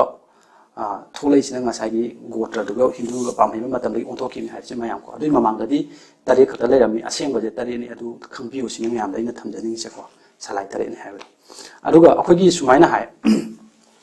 ꯁꯂꯥꯏ 3ꯁꯦ ꯉꯁꯥꯏꯒꯤ ꯆꯥꯂꯧ ꯃꯣꯂꯧꯅꯕ ꯌꯥꯗꯦ ꯍꯥꯏꯕꯗꯨꯅꯤ ꯑꯩꯈꯣꯏꯅ ꯁꯤꯗ ꯑꯃꯨꯛ ꯈꯪꯅꯤꯡꯉꯤꯁꯤꯅ ꯃꯌꯥꯝꯅ ꯆꯥꯂꯧ ꯃꯣꯂꯧꯅꯕ ꯌꯥꯗꯦ ꯍꯥꯏꯕꯁꯤ ꯀꯩꯅꯣ ꯍꯥꯏꯀꯥꯟꯗ ꯉꯁꯥꯏꯒꯤ ꯁꯂꯥꯏ ꯃꯉꯥꯡ ꯍꯥꯏꯌꯣ ꯃꯉꯥꯡꯒꯤ ꯏꯒ ꯃꯉꯥꯡ ꯑꯃꯒꯤ ꯏꯒ ꯃꯉꯥꯡ ꯍꯥꯏꯕ ꯁꯂꯥꯏꯁꯤ ꯃꯈꯥꯗ ꯌꯨꯅꯥꯛ ꯇꯣꯉꯥꯟ ꯇꯣꯉꯥꯟꯕ ꯃꯌꯥꯝ ꯂꯩꯈ꯭ꯔꯦ ꯌꯨꯅꯥꯛꯁꯤꯡ ꯑꯗꯨ ꯃꯌꯥꯝ ꯌꯥꯝꯖꯕ ꯇꯥꯔꯁꯨ ꯁꯂꯥꯏꯗꯤ ꯑꯃꯈꯛꯇꯅꯦꯕ ꯑꯗꯨꯅ ꯁꯂꯥꯏ ꯑꯃꯒꯤ ꯃꯅꯨꯡꯗ ꯆꯜꯂꯤꯕ ꯌꯨꯅꯥꯛ ꯃꯌꯥꯝꯁꯤꯡꯗꯣ ꯑꯗꯨ ꯑꯃꯒ ꯂꯧꯅꯕ ꯌꯥꯗꯦꯕ ꯀꯔꯤꯒꯤꯗꯃꯛꯇ ꯌꯥꯗ꯭ꯔꯤꯕꯅꯣ ꯍꯥꯏꯕꯁꯤ ꯃꯥꯒꯤ ꯇꯣꯉꯥꯟꯕ ꯁꯥꯏꯟꯇꯤꯐꯤꯀꯦꯜꯂꯤ ꯑꯣꯏꯕ ꯄ꯭ꯔꯨꯐꯁꯨ ꯃꯌꯥꯝ ꯂꯩ ꯍꯥꯏꯗꯅ ꯇꯥꯛꯄꯤ ꯉꯁꯥꯏꯒꯤ ꯃꯣꯏꯁꯦ ꯂꯧꯅ ꯂꯩꯅꯕ ꯌꯥꯗꯕꯗꯨꯅꯅꯤ ꯉꯁꯥꯏꯒꯤ ꯑꯩꯈꯣꯏꯅ ꯌꯦꯛꯅ ꯊꯣꯛꯂꯛꯈ꯭ꯔꯤꯁꯤꯅꯀꯣ ꯌꯦꯛꯁꯤꯅꯤ ꯉꯁꯥꯏꯒꯤ ꯌꯦꯛ ꯍꯥꯏꯕꯁꯤꯒꯤ ꯋꯥꯍꯟꯊꯣꯛꯁꯦ ꯀꯩꯅꯣ ꯍꯥꯏꯕꯗꯤ ꯌꯦꯛꯅꯕꯅꯦꯕ ꯌꯦꯛꯅꯕ ꯍꯥꯏꯕꯗꯤ ꯏꯗꯣ ꯑꯃꯒ ꯌꯦꯛꯅꯕꯅ ꯃꯔꯝ ꯑꯣꯏꯔꯒ ꯂꯧꯅꯕ ꯌꯥꯗꯦ ꯁꯤꯅꯦꯕ ꯍꯥꯏꯕꯗꯤ ꯃꯗꯨꯅ ꯐꯠꯇꯕ ꯑꯣꯏꯒꯅꯤ ꯍꯥꯏꯕ ꯌꯦꯛꯅꯕ ꯍꯥꯏꯕꯁꯦ ꯌꯦꯛꯅꯕ ꯍꯥꯏꯕꯁꯦ ꯐꯠꯇꯕꯗꯨꯅꯦꯕ ꯑꯐꯕꯗ ꯌꯦꯛꯅꯕ ꯀꯧꯗꯦꯕ ꯑꯗꯨꯃꯥꯏꯅ ꯇꯧꯗꯅ ꯉꯁꯥꯏꯒꯤ ꯐꯠꯇꯕꯁꯦ ꯀꯩ ꯑꯣꯏꯀꯥꯟꯗ ꯉꯁꯥꯏ ꯏ ꯃꯁꯦꯟ ꯂꯧꯅꯔꯛꯄ ꯇꯥꯔꯒꯗꯤ ꯃꯗꯨ ꯐꯠꯇꯕ ꯑꯣꯏꯔꯛꯀꯅꯤ ꯍꯥꯏꯕꯅꯦꯕ ꯀꯣ ꯑꯗꯨꯅ ꯉꯁꯥꯏꯒꯤ ꯌꯦꯛ ꯀꯧꯈꯤ ꯍꯥꯏꯁꯦ ꯑꯗꯨꯅ ꯉꯁꯥꯏꯒꯤ ꯌꯦꯛ ꯀꯧꯔꯒ ꯉꯁꯥꯏ ꯂꯧꯅꯔꯤꯕ ꯌꯥꯗꯦ ꯐꯠꯇꯕ ꯑꯣꯏꯅꯤ ꯍꯥꯏꯁꯦ ꯀꯃꯥꯏꯅ ꯑꯣꯏꯒꯦ ꯍꯥꯏꯔ ꯀꯥꯟꯗ ꯁꯨꯃꯥꯏꯅ ꯍꯥꯏ ꯑꯩꯈꯣꯏꯒꯤ ꯌꯦꯛ ꯑꯣꯏꯕꯁꯤꯡꯁꯦ ꯂꯧꯅꯕ ꯃꯇꯝꯗ ꯃꯥꯒꯤ ꯃꯆꯥ ꯃꯁꯨꯗꯣ ꯐꯠꯇꯕ ꯑꯣꯏꯒꯜꯂꯤ ꯑꯗꯨꯒ ꯑꯩꯈꯣꯏꯒꯤ ꯄꯨꯌꯥꯁꯤꯒꯤ ꯑꯩꯈꯣꯏꯒꯤ ꯃꯤꯇꯩꯒꯤ ꯆꯠꯅꯕꯤ ꯑꯩꯈꯣꯏꯒꯤ ꯔꯤꯂꯤꯖꯟ ꯍꯥꯏꯇꯥꯔꯦ ꯂꯥꯏꯅꯤꯡꯁꯤꯒꯤ ꯆꯠꯅꯕꯤꯒꯤ ꯃꯇꯨꯡ ꯏꯟꯅ ꯑꯩꯈꯣꯏꯁꯦ ꯃꯄꯣꯛ 3 ꯂꯩ ꯍꯥꯏ ꯃꯄꯣꯛ ꯀꯩꯅꯣꯁꯦ ꯃꯁꯤꯒꯤꯁꯦ ꯌꯧꯕ ꯉꯝꯗꯅ ꯃꯄꯣꯛ 3ꯁꯦ ꯌꯧꯕ ꯉꯝꯗꯅ ꯃꯍꯥꯛꯁꯦ ꯑꯗꯨꯝ ꯍꯥꯏꯕꯗꯤ ꯑꯇꯣꯞꯄ ꯖꯦꯅꯦꯔꯦꯁꯟ ꯑꯃ ꯌꯧꯕ ꯉꯝꯗꯅ ꯑꯗꯨꯝ ꯃꯥꯒꯤ ꯂꯣꯏꯈꯤꯕ ꯍꯥꯏꯇꯥꯔꯦ ꯃꯇꯝ ꯂꯣꯏꯈꯤꯕ ꯍꯥꯏꯇꯥꯔꯦ ꯍꯥꯏꯕꯗꯤ ꯉꯁꯥꯏ ꯍꯤꯟꯗꯨꯒꯤꯗꯁꯨ ꯍꯥꯏꯅꯕ ꯂꯩꯗꯅꯀꯣ ꯑꯩꯈꯣꯏ ꯃꯤꯑꯣꯏꯕꯒꯤ ꯃꯄꯣꯛꯁꯤ ꯌꯥꯝꯅ ꯇꯥꯡꯕ ꯃꯄꯣꯛꯅꯤꯒ ꯍꯥꯏꯅꯕꯗꯣ ꯑꯗꯨ ꯌꯥꯝꯅ ꯑꯩꯈꯣꯏꯁꯨ ꯄꯣꯛꯅꯤꯡꯉꯦ ꯀꯨꯏꯅ ꯍꯤꯡꯅꯤꯡꯉꯦ ꯅꯍꯥ ꯑꯣꯏꯅ ꯍꯤꯡꯅꯤꯡꯉꯦ ꯑꯃꯗꯤ ꯅꯨꯡꯉꯥꯏ ꯂꯩꯅꯤꯡꯉꯦ ꯃꯥꯂꯦꯝꯁꯤꯗ ꯁꯨꯃꯥꯏꯅ ꯇꯧꯗꯅ ꯂꯩꯕ ꯃꯄꯣꯛꯁꯦ ꯑꯗꯨ ꯌꯥꯝꯅ ꯇꯥꯡꯅ ꯐꯪꯖꯕ ꯃꯄꯣꯛ ꯑꯁꯦ ꯑꯗꯣ 3ꯇ ꯁꯨꯕ ꯉꯝꯗꯅ ꯂꯩꯈꯤꯗꯕ ꯀꯩꯅꯣ ꯇꯧꯕ ꯍꯥꯏꯕꯁꯦ ꯃꯄꯣꯛ 3 ꯑꯃ ꯐꯪꯕ ꯉꯝꯖꯗꯕ ꯍꯥꯏꯁꯦ ꯑꯩꯈꯣꯏꯁꯦ ꯑꯃꯔꯣꯝꯗ ꯉꯁꯥꯏꯒꯤ ꯐꯠꯇꯕꯗꯨꯅꯤ ꯁꯤꯅꯤ ꯃꯌꯥꯝꯅ ꯁꯤꯗ ꯈꯪꯍꯜꯂꯤꯁꯦ ꯑꯗꯨꯅ ꯁꯤ ꯐꯠꯇꯕꯁꯦ ꯀꯩꯅꯣ ꯑꯣꯏꯒꯦ ꯀꯥꯟꯗ ꯉꯁꯥꯏ ꯃꯄꯣꯛ 3 ꯐꯪꯗꯕꯁꯦ ꯉꯁꯥꯏꯒꯤ ꯑꯩꯈꯣꯏꯒꯤ ꯏ ꯃꯁꯦꯝ ꯂꯧꯅꯕꯗꯣ ꯌꯦꯛ ꯊꯣꯛꯄ ꯃꯁꯤꯡ ꯂꯧꯅꯕꯗꯣ ꯑꯗꯨꯅ ꯑꯣꯏꯍꯜꯂꯦ ꯍꯥꯏꯕꯗꯨꯅꯤꯀꯣ ꯑꯗꯨꯅ ꯌꯦꯛ ꯍꯥꯏꯕꯁꯤ ꯀꯔꯤꯅꯣ ꯍꯥꯏꯕꯗꯨ ꯑꯃ ꯈꯪꯉꯦ ꯑꯗꯒꯤ ꯁꯂꯥꯏ ꯍꯥꯏꯕꯁꯤ ꯀꯩꯅꯣ ꯑꯃ ꯈꯪꯉꯦ ꯑꯗꯨꯅ ꯉꯁꯥꯏꯒꯤ ꯃꯌꯥꯝꯅ ꯍꯪꯉꯛꯄ ꯋꯥꯍꯪꯁꯤꯡ ꯑꯗꯨꯗꯣ ꯑꯩꯈꯣꯏ ꯇꯞ ꯇꯞꯅ ꯁꯦꯝꯗꯣꯛꯃꯤꯟꯅꯁꯦꯕ ꯃꯤꯅ ꯍꯪꯉꯛꯄ ꯃꯇꯝꯗꯁꯨ ꯑꯩꯈꯣꯏ ꯃꯗꯨ ꯈꯪꯃꯤꯟꯅꯕ ꯑꯃ ꯆꯪꯉꯤ ꯑꯗꯨꯒ ꯄꯥꯎꯈꯨꯝ ꯄꯤꯕ ꯑꯃ ꯆꯪꯉꯤ ꯑꯩꯈꯣꯏꯒꯤ ꯂꯥꯏꯅꯤꯡꯅꯤ ꯃꯤꯇꯩꯅꯤꯗꯤ ꯍꯥꯏꯔꯒ ꯀꯩꯅꯣ ꯍꯥꯏꯕꯗꯣ ꯈꯪꯗꯕ ꯇꯥꯔꯒꯗꯤ ꯑꯗꯨꯒꯨꯝꯕ ꯈꯨꯗꯣꯡꯆꯥꯗꯕꯗꯨꯅꯤꯀꯣ ꯑꯗꯨꯝꯇꯪ ꯈꯪꯃꯤꯟꯅꯔꯦ ꯑꯗꯨꯒ ꯑꯃꯅ ꯑꯩꯈꯣꯏ ꯏꯄꯥꯟ ꯊꯥꯕꯒꯤ ꯃꯇꯥꯡꯁꯤꯃ ꯑꯩ ꯁꯦꯡꯗꯣꯛꯆꯍꯧꯒꯦ ꯏꯄꯥꯟ ꯊꯥꯕꯁꯤ ꯑꯩꯈꯣꯏꯒꯤ ꯁꯤꯅ ꯑꯩꯈꯣꯏꯒꯤ ꯏꯆꯦ ꯏꯆꯟꯁꯤꯡꯒꯤ ꯃꯇꯥꯡꯗ ꯃꯔꯨꯑꯣꯏꯅ ꯂꯥꯛꯑꯦꯀꯣ ꯑꯩꯈꯣꯏꯒꯤ ꯏꯄꯥꯟ ꯊꯥꯕꯁꯤ ꯅꯨꯃꯤꯠ 6ꯅꯤꯗ ꯑꯩꯈꯣꯏ ꯊꯥꯕꯅ ꯇꯧꯅꯩ ꯑꯩꯈꯣꯏ ꯃꯤꯇꯩꯒꯤꯗ ꯁꯤꯗ ꯌꯥꯎꯋꯦ ꯑꯗꯨ ꯄꯥꯊꯣꯛꯃꯤꯟꯅꯁꯤ ꯂꯥꯏ ꯍꯔꯥꯎꯕꯒꯤ ꯂꯥꯏꯕꯧ ꯆꯣꯡꯕꯗ ꯂꯥꯏꯔꯣꯟꯗ ꯃꯥꯏꯕꯤꯅ ꯁꯂꯥꯏꯂꯦꯟꯒꯤ ꯃꯄꯥꯔꯤ ꯍꯥꯏꯔꯤꯕꯗꯤ ꯇꯥꯏꯕꯪ ꯃꯤꯒꯤꯗꯤ ꯄꯨꯀꯣꯛ ꯂꯥꯏꯒꯤꯗꯤ ꯃꯃꯩ ꯏꯄꯨ ꯑꯊꯧꯕ ꯄꯥꯈꯪꯕꯕꯨꯅꯤ ꯍꯥꯏꯕꯗꯤ ꯉꯁꯥꯏꯒꯤ ꯁꯤꯗ ꯍꯥꯏꯕꯁꯤ ꯏꯄꯨꯗꯣꯛ ꯄꯥꯈꯪꯕꯁꯤ ꯀꯅꯥꯕꯨꯅꯣ ꯍꯥꯏꯔꯒꯗꯤ ꯁꯤꯗ ꯆꯨꯝ ꯀꯣ ꯆꯌꯦꯠꯅꯕ ꯌꯥꯎꯒꯅꯤꯀꯣ ꯑꯩꯈꯣꯏꯅ ꯈꯪꯃꯤꯟꯅꯗꯣꯏꯁꯤ ꯁꯤꯗ ꯈꯪꯒꯗꯣꯏꯕ ꯏꯄꯨꯗꯣꯛ ꯄꯥꯈꯪꯕꯁꯤ ꯑꯇꯩ ꯀꯅꯥꯁꯨ ꯅꯠꯇꯦ ꯀꯣꯟꯖꯤꯟ ꯇꯨꯛꯊꯕꯅꯤ ꯁꯤꯗ ꯍꯥꯏꯁꯦ ꯑꯗꯨꯅ ꯃꯤꯒꯤꯗꯤ ꯄꯨꯀꯣꯛ ꯑꯣꯏꯕ ꯍꯥꯏꯕꯗꯤ ꯃꯤꯒꯤ ꯏꯍꯥꯟ ꯍꯥꯟꯅ ꯍꯧꯒꯗꯧꯕ ꯀꯣ ꯑꯗꯨꯒ ꯂꯥꯏꯒꯤꯗꯤ ꯃꯃꯩ ꯍꯥꯏꯕꯗꯤ ꯂꯥꯏ ꯄꯨꯝꯅꯃꯛꯀꯤ ꯁꯨꯝ ꯊꯪꯊꯔꯛꯄ ꯃꯇꯝꯗ ꯂꯥꯏꯒꯤꯅ ꯏꯔꯣꯏꯂꯣꯏꯕ ꯂꯥꯏ ꯑꯣꯏꯒꯗꯣꯏꯕ ꯑꯗꯨꯒ ꯍꯦꯛ ꯊꯪꯅꯕ ꯍꯧꯔꯛꯄꯗꯅ ꯃꯤ ꯑꯣꯏꯒꯗꯧꯕ ꯑꯗꯨꯒꯨꯝꯕ ꯂꯥꯏꯗꯨꯅꯤ ꯀꯔꯝꯕ ꯑꯗꯨꯒꯨꯝꯕ ꯀꯩꯅꯣꯗꯨꯅꯤ ꯁꯤꯗ ꯃꯥꯏꯕꯤꯅ ꯃꯄꯥꯔꯤ ꯍꯥꯏꯔꯤꯕꯗꯤ ꯑꯇꯩ ꯀꯅꯥꯁꯨ ꯅꯠꯇꯦ ꯀꯣꯟꯖꯤꯟ ꯇꯨꯛꯊꯕ ꯏꯄꯥ ꯏꯕꯨꯡꯉꯣꯕꯨꯅꯤꯀꯣ ꯏꯕꯨꯗꯣꯛ ꯄꯥꯈꯪꯕꯕꯨꯅꯤꯀꯣ ꯑꯗꯨꯅ ꯍꯥꯏꯕ ꯃꯤꯒꯤꯗꯤ ꯄꯨꯀꯣꯛ ꯂꯥꯏꯒꯤꯗꯤ ꯃꯃꯩ ꯏꯄꯨ ꯑꯊꯧꯕ ꯄꯥꯈꯪꯕꯕꯨꯅꯤ ꯏꯄꯨ ꯑꯊꯧꯕ ꯄꯥꯈꯪꯕꯒꯤ ꯍꯨꯛꯆꯥꯡ ꯍꯥꯏꯕꯗꯤ ꯍꯛꯆꯥꯡꯅꯤꯀꯣ ꯂꯪꯄꯨꯡ ꯁꯥꯒꯠꯄꯅꯤ ꯂꯥꯏꯕꯧ ꯆꯣꯡꯕꯗ ꯃꯥꯏꯕꯤꯅ ꯖꯒꯣꯏꯒꯤ ꯈꯨꯊꯦꯛꯅ ꯅꯥꯋꯥ ꯑꯉꯥꯡ ꯃꯄꯥꯔꯤ ꯑꯃ ꯄꯣꯛꯇꯨꯅ ꯅꯨꯃꯤꯠ 6ꯅꯤ ꯁꯨꯕ ꯅꯨꯃꯤꯠꯇ ꯏꯄꯥꯜ ꯊꯥꯔꯦ ꯍꯥꯏꯅ ꯂꯥꯎꯔꯤ ꯁꯤꯅꯦ ꯑꯗꯨꯒ ꯅꯨꯃꯤꯠ 12ꯅꯤ ꯅꯠꯇ꯭ꯔꯒ ꯅꯨꯃꯤꯠ 10ꯅꯤꯗ ꯌꯨꯝ ꯁꯦꯡꯂꯦ ꯏꯝ ꯑꯅ ꯏꯀꯣ ꯁꯤꯗꯗꯤ ꯏꯝ ꯍꯥꯏꯕꯗꯤ ꯌꯨꯝ ꯍꯥꯏꯕꯗꯨꯅꯤ ꯑꯩ ꯃꯃꯥꯡꯗꯁꯨ ꯍꯥꯏꯖꯈ꯭ꯔꯦ ꯌꯨꯝ ꯁꯦꯡꯂꯦ ꯍꯥꯏꯔꯤꯕꯁꯤ ꯇꯥꯏꯌꯣꯟꯅꯔꯦ ꯂꯥꯜꯂꯦ ꯍꯥꯏꯖꯅꯤꯡꯉꯤ ꯁꯤꯗ ꯍꯥꯏꯁꯦ ꯑꯗꯨꯅ 6ꯅꯤ ꯁꯨꯕ ꯅꯨꯃꯤꯠꯇ ꯂꯥꯏꯒꯤ ꯊꯧꯔꯝ ꯏꯄꯥꯜ ꯄꯥꯡꯊꯣꯛꯈ꯭ꯔꯒ 6ꯅꯤꯒꯤ ꯃꯇꯨꯡꯗ ꯌꯨꯝ ꯁꯦꯡꯕ ꯍꯥꯏꯕꯗꯤ ꯃꯤꯌꯥꯟ ꯂꯤꯆꯠꯅ ꯃꯤꯌꯥꯟ ꯍꯥꯏꯕꯅꯤꯀꯣ ꯃꯌꯥꯡ ꯍꯥꯏꯗꯣ ꯁꯦꯝꯖꯤꯟ ꯁꯥꯖꯤꯟꯈꯤꯕꯅꯤ ꯍꯥꯏꯖꯅꯤꯡꯉꯤ ꯑꯗꯨꯅ ꯃꯔꯝ ꯑꯁꯤꯅ 6ꯅꯤꯒꯤ ꯑꯌꯨꯛꯇ ꯅꯋꯥ ꯑꯉꯥꯡ ꯑꯃꯁꯨꯡ ꯃꯃꯥ ꯑꯅꯤꯃꯛ ꯏꯔꯨ ꯁꯦꯡꯗꯣꯛꯆꯔꯒ ꯌꯨꯝꯀꯩ ꯁꯦꯡꯗꯣꯛꯄ ꯏꯄꯥꯜ ꯊꯥꯔꯦ ꯍꯥꯏꯅ ꯃꯥꯏꯕꯤꯅ ꯍꯥꯏꯕꯅ ꯆꯨꯝꯂꯦ ꯑꯃꯗꯤ ꯑꯆꯨꯝꯕ ꯂꯤꯈꯨꯟ ꯑꯣꯏꯒꯅꯤ ꯍꯥꯏꯅ ꯍꯥꯏꯖꯅꯤꯡꯉꯤ ꯍꯥꯏꯕꯗꯤ ꯁꯤꯗ ꯑꯩꯈꯣꯏꯒꯤ hinduꯒꯤ ꯂꯥꯏꯅꯤꯡꯁꯦ ꯆꯪꯁꯤꯟꯈ꯭ꯔ ꯃꯇꯨꯡꯗ 6ꯅꯤꯗ ꯏꯄꯥꯟ ꯊꯥꯔꯒ 10ꯅꯤ ꯁꯨꯗ ꯑꯩꯈꯣꯏ ꯌꯨꯝ ꯁꯦꯡꯕ ꯇꯧꯋꯦꯕ ꯑꯗꯨꯏꯗꯣ ꯂꯥꯜꯂꯦ ꯁꯤꯅꯤꯀꯣ ꯑꯗꯨꯅ ꯑꯩꯅ ꯉꯁꯥꯏꯗ ꯁꯦꯡꯗꯣꯛꯆꯅꯤꯡꯉꯤꯁꯦ ꯃꯌꯥꯝꯗꯣ ꯑꯗꯨꯅꯉꯁꯥꯏꯒꯤ ꯑꯩꯈꯣꯏꯒꯤ ꯃꯤꯇꯩꯒꯤ ꯂꯥꯏꯅꯤꯡꯒꯤ ꯃꯇꯨꯡ ꯏꯟꯅꯗꯤ ꯍꯧꯖꯤꯛ ꯌꯥꯝꯅ ꯍꯦꯟꯅ ꯍꯛꯆꯤꯟꯅ ꯆꯪꯁꯤꯜꯂꯤꯕ ꯏꯆꯤꯟ ꯏꯅꯥꯎ ꯑꯍꯜ ꯂꯃꯟꯁꯤꯡ ꯁꯤꯅꯗꯤ ꯃꯁꯤ 6ꯅꯤ ꯁꯨꯕꯁꯦ ꯇꯧꯋꯦꯕ ꯀꯩꯒꯤꯗꯃꯛꯇ ꯏꯄꯥꯟ ꯊꯥꯕ ꯅꯨꯃꯤꯠꯁꯦ ꯇꯧꯔꯤꯁꯦ ꯀꯩꯅꯣ ꯍꯥꯏꯔꯀꯥꯟꯗ ꯏꯄꯥꯟ ꯊꯥꯕ ꯅꯨꯃꯤꯠꯁꯤꯗ ꯍꯥꯏꯔꯤꯕ ꯑꯉꯥꯡ ꯅꯋꯥ ꯑꯁꯤꯗ ꯂꯥꯏ ꯃꯥꯕꯨ ꯀꯧꯊꯖꯔꯒ ꯃꯉꯣꯟꯗꯒꯤ ꯊꯧꯅꯤꯖꯒꯗꯧꯔꯤꯅꯦꯕ ꯑꯗꯩ ꯂꯥꯏ ꯃꯥꯁꯦ ꯀꯧꯊꯖꯔꯒ ꯊꯧꯅꯤꯖꯕ ꯅꯨꯃꯤꯠꯁꯤꯗ ꯌꯨꯝ ꯁꯦꯡꯕ ꯍꯥꯏꯕꯗꯤ ꯀꯩꯅꯣ ꯃꯌꯥꯝꯁꯤꯗ ꯈꯪꯒꯗꯣꯏꯁꯦ ꯌꯨꯝ ꯁꯦꯡꯕ ꯍꯥꯏꯕꯗꯤ ꯌꯨꯝꯗ ꯂꯩꯕ ꯑꯐ ꯐꯠꯇ ꯄꯨꯝꯅꯃꯛꯇꯣ ꯆꯥꯝꯊꯣꯛꯄ ꯁꯦꯡꯗꯣꯛꯄ ꯑꯃꯗꯤ ꯑꯁꯦꯡꯕ ꯑꯣꯏꯅ ꯊꯝꯕ ꯍꯥꯏꯕꯅꯦꯕ ꯑꯗꯣ ꯌꯨꯝ ꯁꯦꯡꯕꯁꯤꯅ ꯀꯣꯟꯕ ꯇꯥꯔꯒꯗꯤ ꯑꯃꯥꯡꯕ ꯂꯩꯔꯤꯉꯩ ꯃꯇꯝꯗ ꯂꯥꯏꯗꯣ ꯀꯃꯥꯏꯅ ꯀꯧꯊꯒꯗꯧꯔꯤꯅꯣ ꯁꯤꯅꯤ ꯃꯌꯥꯝꯒꯤ ꯋꯥꯍꯪꯁꯦ ꯑꯗꯨꯅ ꯑꯃꯥꯡꯕꯁꯦ ꯍꯥꯟꯅ ꯁꯦꯡꯗꯣꯛꯑ ꯃꯇꯨꯡꯗ ꯏꯄꯥꯜ ꯊꯥꯒꯗꯧꯕꯅꯦꯕ ꯑꯗꯨꯅ ꯌꯨꯝ ꯁꯦꯡꯕ ꯅꯨꯃꯤꯠꯁꯤꯗ ꯏꯄꯥꯜꯁꯨ ꯊꯥꯒꯗꯧꯕꯅꯦ ꯁꯤꯅꯤ ꯃꯌꯥꯝ ꯌꯥꯅꯔꯦꯀꯣ ꯑꯗꯨ ꯑꯣꯏꯇꯥꯔꯗꯤ ꯌꯥꯝꯅ ꯁꯥꯏꯟꯇꯤꯐꯤꯀꯦꯜꯂꯤꯁꯨ ꯑꯣꯏꯕ ꯌꯦꯠꯅꯅꯤꯡꯉꯥꯏꯁꯨ ꯑꯣꯏꯕ ꯃꯑꯣꯡꯗ ꯃꯄꯨ ꯃꯥꯕꯨ ꯀꯧꯊꯖꯒꯦ ꯊꯧꯅꯤꯖꯒꯦ ꯄꯤꯛꯂꯤꯕ ꯑꯉꯥꯡ ꯅꯋꯥ ꯑꯁꯤꯒꯤꯗꯃꯛꯇ ꯍꯥꯏꯕ ꯇꯥꯔꯒꯗꯤ ꯃꯥꯡꯂꯤꯕ ꯌꯨꯝ ꯑꯗꯣ ꯃꯗꯨ ꯍꯥꯟꯅ ꯁꯦꯡꯗꯣꯛ ꯆꯥꯝꯊꯣꯛꯂꯒ ꯃꯗꯨꯒꯤ ꯃꯇꯨꯡꯗ ꯃꯄꯨ ꯃꯥꯅ ꯈꯣꯡꯗꯥꯕꯤꯔꯕ ꯃꯇꯨꯡꯗ ꯃꯄꯨ ꯃꯉꯣꯟꯗ ꯑꯉꯥꯡ ꯅꯋꯥ ꯑꯗꯨꯒꯤꯗꯃꯛꯇ ꯑꯩꯈꯣꯏꯅ ꯊꯧꯅꯤꯖꯒꯗꯧꯕꯅꯤ ꯑꯗꯨꯅ ꯑꯩꯈꯣꯏꯒꯤ ꯏꯄꯥꯟ ꯊꯥꯕ ꯑꯃꯗꯤ ꯌꯨꯝ ꯁꯦꯡꯕ ꯍꯥꯏꯕꯁꯦ ꯅꯨꯃꯤꯠ 6ꯅꯤ ꯁꯨꯕꯗ ꯅꯨꯃꯤꯠꯇꯨꯃꯛꯇꯗ ꯇꯧꯒꯗꯧꯕꯅꯤ ꯍꯥꯏꯕꯁꯤꯅ ꯑꯩꯅ ꯃꯌꯥꯝꯗ ꯊꯝꯖꯅꯤꯡꯉꯤꯁꯦ ꯁꯤꯝꯇꯪ ꯑꯩꯈꯣꯏ ꯈꯪꯃꯤꯟꯅꯔꯦꯀꯣ ꯑꯗꯨꯒ ꯑꯇꯩ ꯃꯇꯥꯡꯒꯤ ꯃꯇꯝꯗꯨꯒꯤ ꯃꯇꯨꯡꯗ ꯋꯥꯍꯪ ꯄꯥꯎꯍꯪ ꯂꯥꯛꯄꯁꯤꯡꯒꯤ ꯑꯁꯣꯛꯁꯨ ꯃꯔꯛ ꯃꯔꯛꯇ ꯑꯩ ꯁꯦꯡꯗꯣꯛꯆꯒꯦ ꯑꯗꯨꯒ ꯀꯩꯅꯣꯒꯤ ꯁꯔꯨꯛ ꯑꯃ ꯑꯣꯏꯅ ꯑꯩꯈꯣꯏ ꯃꯃꯥꯡꯗ ꯌꯦꯛ ꯏꯄꯤ 19ꯁꯦ ꯑꯩꯈꯣꯏ ꯈꯤꯇꯪ ꯍꯪꯒꯠꯅ ꯌꯦꯡꯃꯤꯟꯅꯁꯤ ꯍꯥꯏꯕꯗꯤ ꯑꯃꯨꯛꯁꯨ ꯅꯤꯡꯁꯤꯡꯕ ꯃꯇꯦꯛ ꯑꯃ ꯑꯣꯏꯅ ꯃꯈꯥ ꯆꯠꯊꯗ꯭ꯔꯤꯉꯩꯒꯤ ꯃꯃꯥꯡꯁꯤꯗ ꯌꯦꯛ ꯏꯄꯤ 19ꯁꯦ ꯉꯁꯥꯏꯒꯤ ꯑꯩꯈꯣꯏꯅ ꯀꯣꯛ ꯁꯝ ꯂꯥꯏ ꯃꯤꯠꯅꯦ ꯍꯥꯏ ꯑꯗꯨꯗꯤ ꯀꯣꯛ ꯁꯝ ꯂꯥꯏ ꯃꯤꯠꯁꯦ ꯀꯃꯥꯏꯅ ꯍꯧꯔꯛꯈꯤꯒꯦ ꯍꯥꯏꯕꯗꯨꯅꯤꯀꯣ ꯑꯩꯅ ꯃꯃꯥꯡꯗ ꯊꯝꯖꯈ꯭ꯔꯦ ꯑꯩꯈꯣꯏ ꯃꯤꯑꯣꯏꯕ ꯂꯥꯎ ꯈꯣꯡꯂꯤꯕ ꯁꯥ ꯉꯥ ꯄꯨꯝꯅꯃꯛ ꯑꯁꯦ ꯃꯄꯨ ꯃꯥꯅ ꯌꯦꯛꯄ ꯂꯥꯏꯌꯦꯛꯅꯤ ꯍꯥꯏꯌꯦꯕ ꯃꯄꯨ ꯃꯥꯅ ꯌꯦꯛꯆꯕ ꯂꯥꯏꯌꯦꯛꯅꯤ ꯑꯗꯨꯅ ꯃꯄꯨ ꯃꯥꯅ ꯌꯦꯛꯆꯕ ꯂꯥꯏꯌꯦꯛꯁꯦ ꯁꯥ ꯉꯥ ꯂꯥꯎꯔꯤꯕ ꯃꯤꯑꯣꯏꯕ ꯑꯩꯈꯣꯏꯁꯨ ꯌꯥꯎꯋꯦꯕ aduna ngasai gi akhoi sumaina lakpasida akhoi na ai mamang da thamjai matamda yum ahum khak lai haina akhoi ai mamang thamjage ko yum singje karam yum haidi amana lengni paliba siba naiba hingba naiba adagi sidaba ko adagi asiba por haiba ma sidaba por haiba ma sumaina lainaba por yum haiba ma adagi ani suba yum dana ngasai gi ahingba jiba singna haidi samsam na mioi ba khuna chu akoi leinam gi dangta saba yum na le na ahingba jiba singna haitare sina leinam dangta leiba adugumba saba yum haiba ma yum ani le ahum suba yum sina kamai to kanda mapu mana mahaki yum oina leinam gi dangta saba adugumba yum karamba yum mioi ba ki haksang se mioi be haksang yum se masida ne ba akoi gi mapu mana magi mayum oina leiriba se na lai gi sangda lai sangda akoina lai gi sang ko se lai sang jida lai lei admai to dana mioi be haksang je akoina lai sang ni na lobe ai mamang leina haija khib na mioi be haksang je lai sang ni lo ji ke no hai kan da di sai mapu mana ma ki yum oina leiriba ni na mapu mana leiba mafam do madu yum do madu mioi be haksang do na akoi gi haksang lai sang hai dan sumaina puya sida mai seng na tai ba ko admai to dana ngasai gi mioi be haksang oi ba saruk se sida pa ga ni ngasai gi mai train pa lai se layek ni mioi be haksang amadi akoi gi law khong ni ba sang ha le punom si mioi be layek ni hai mioi be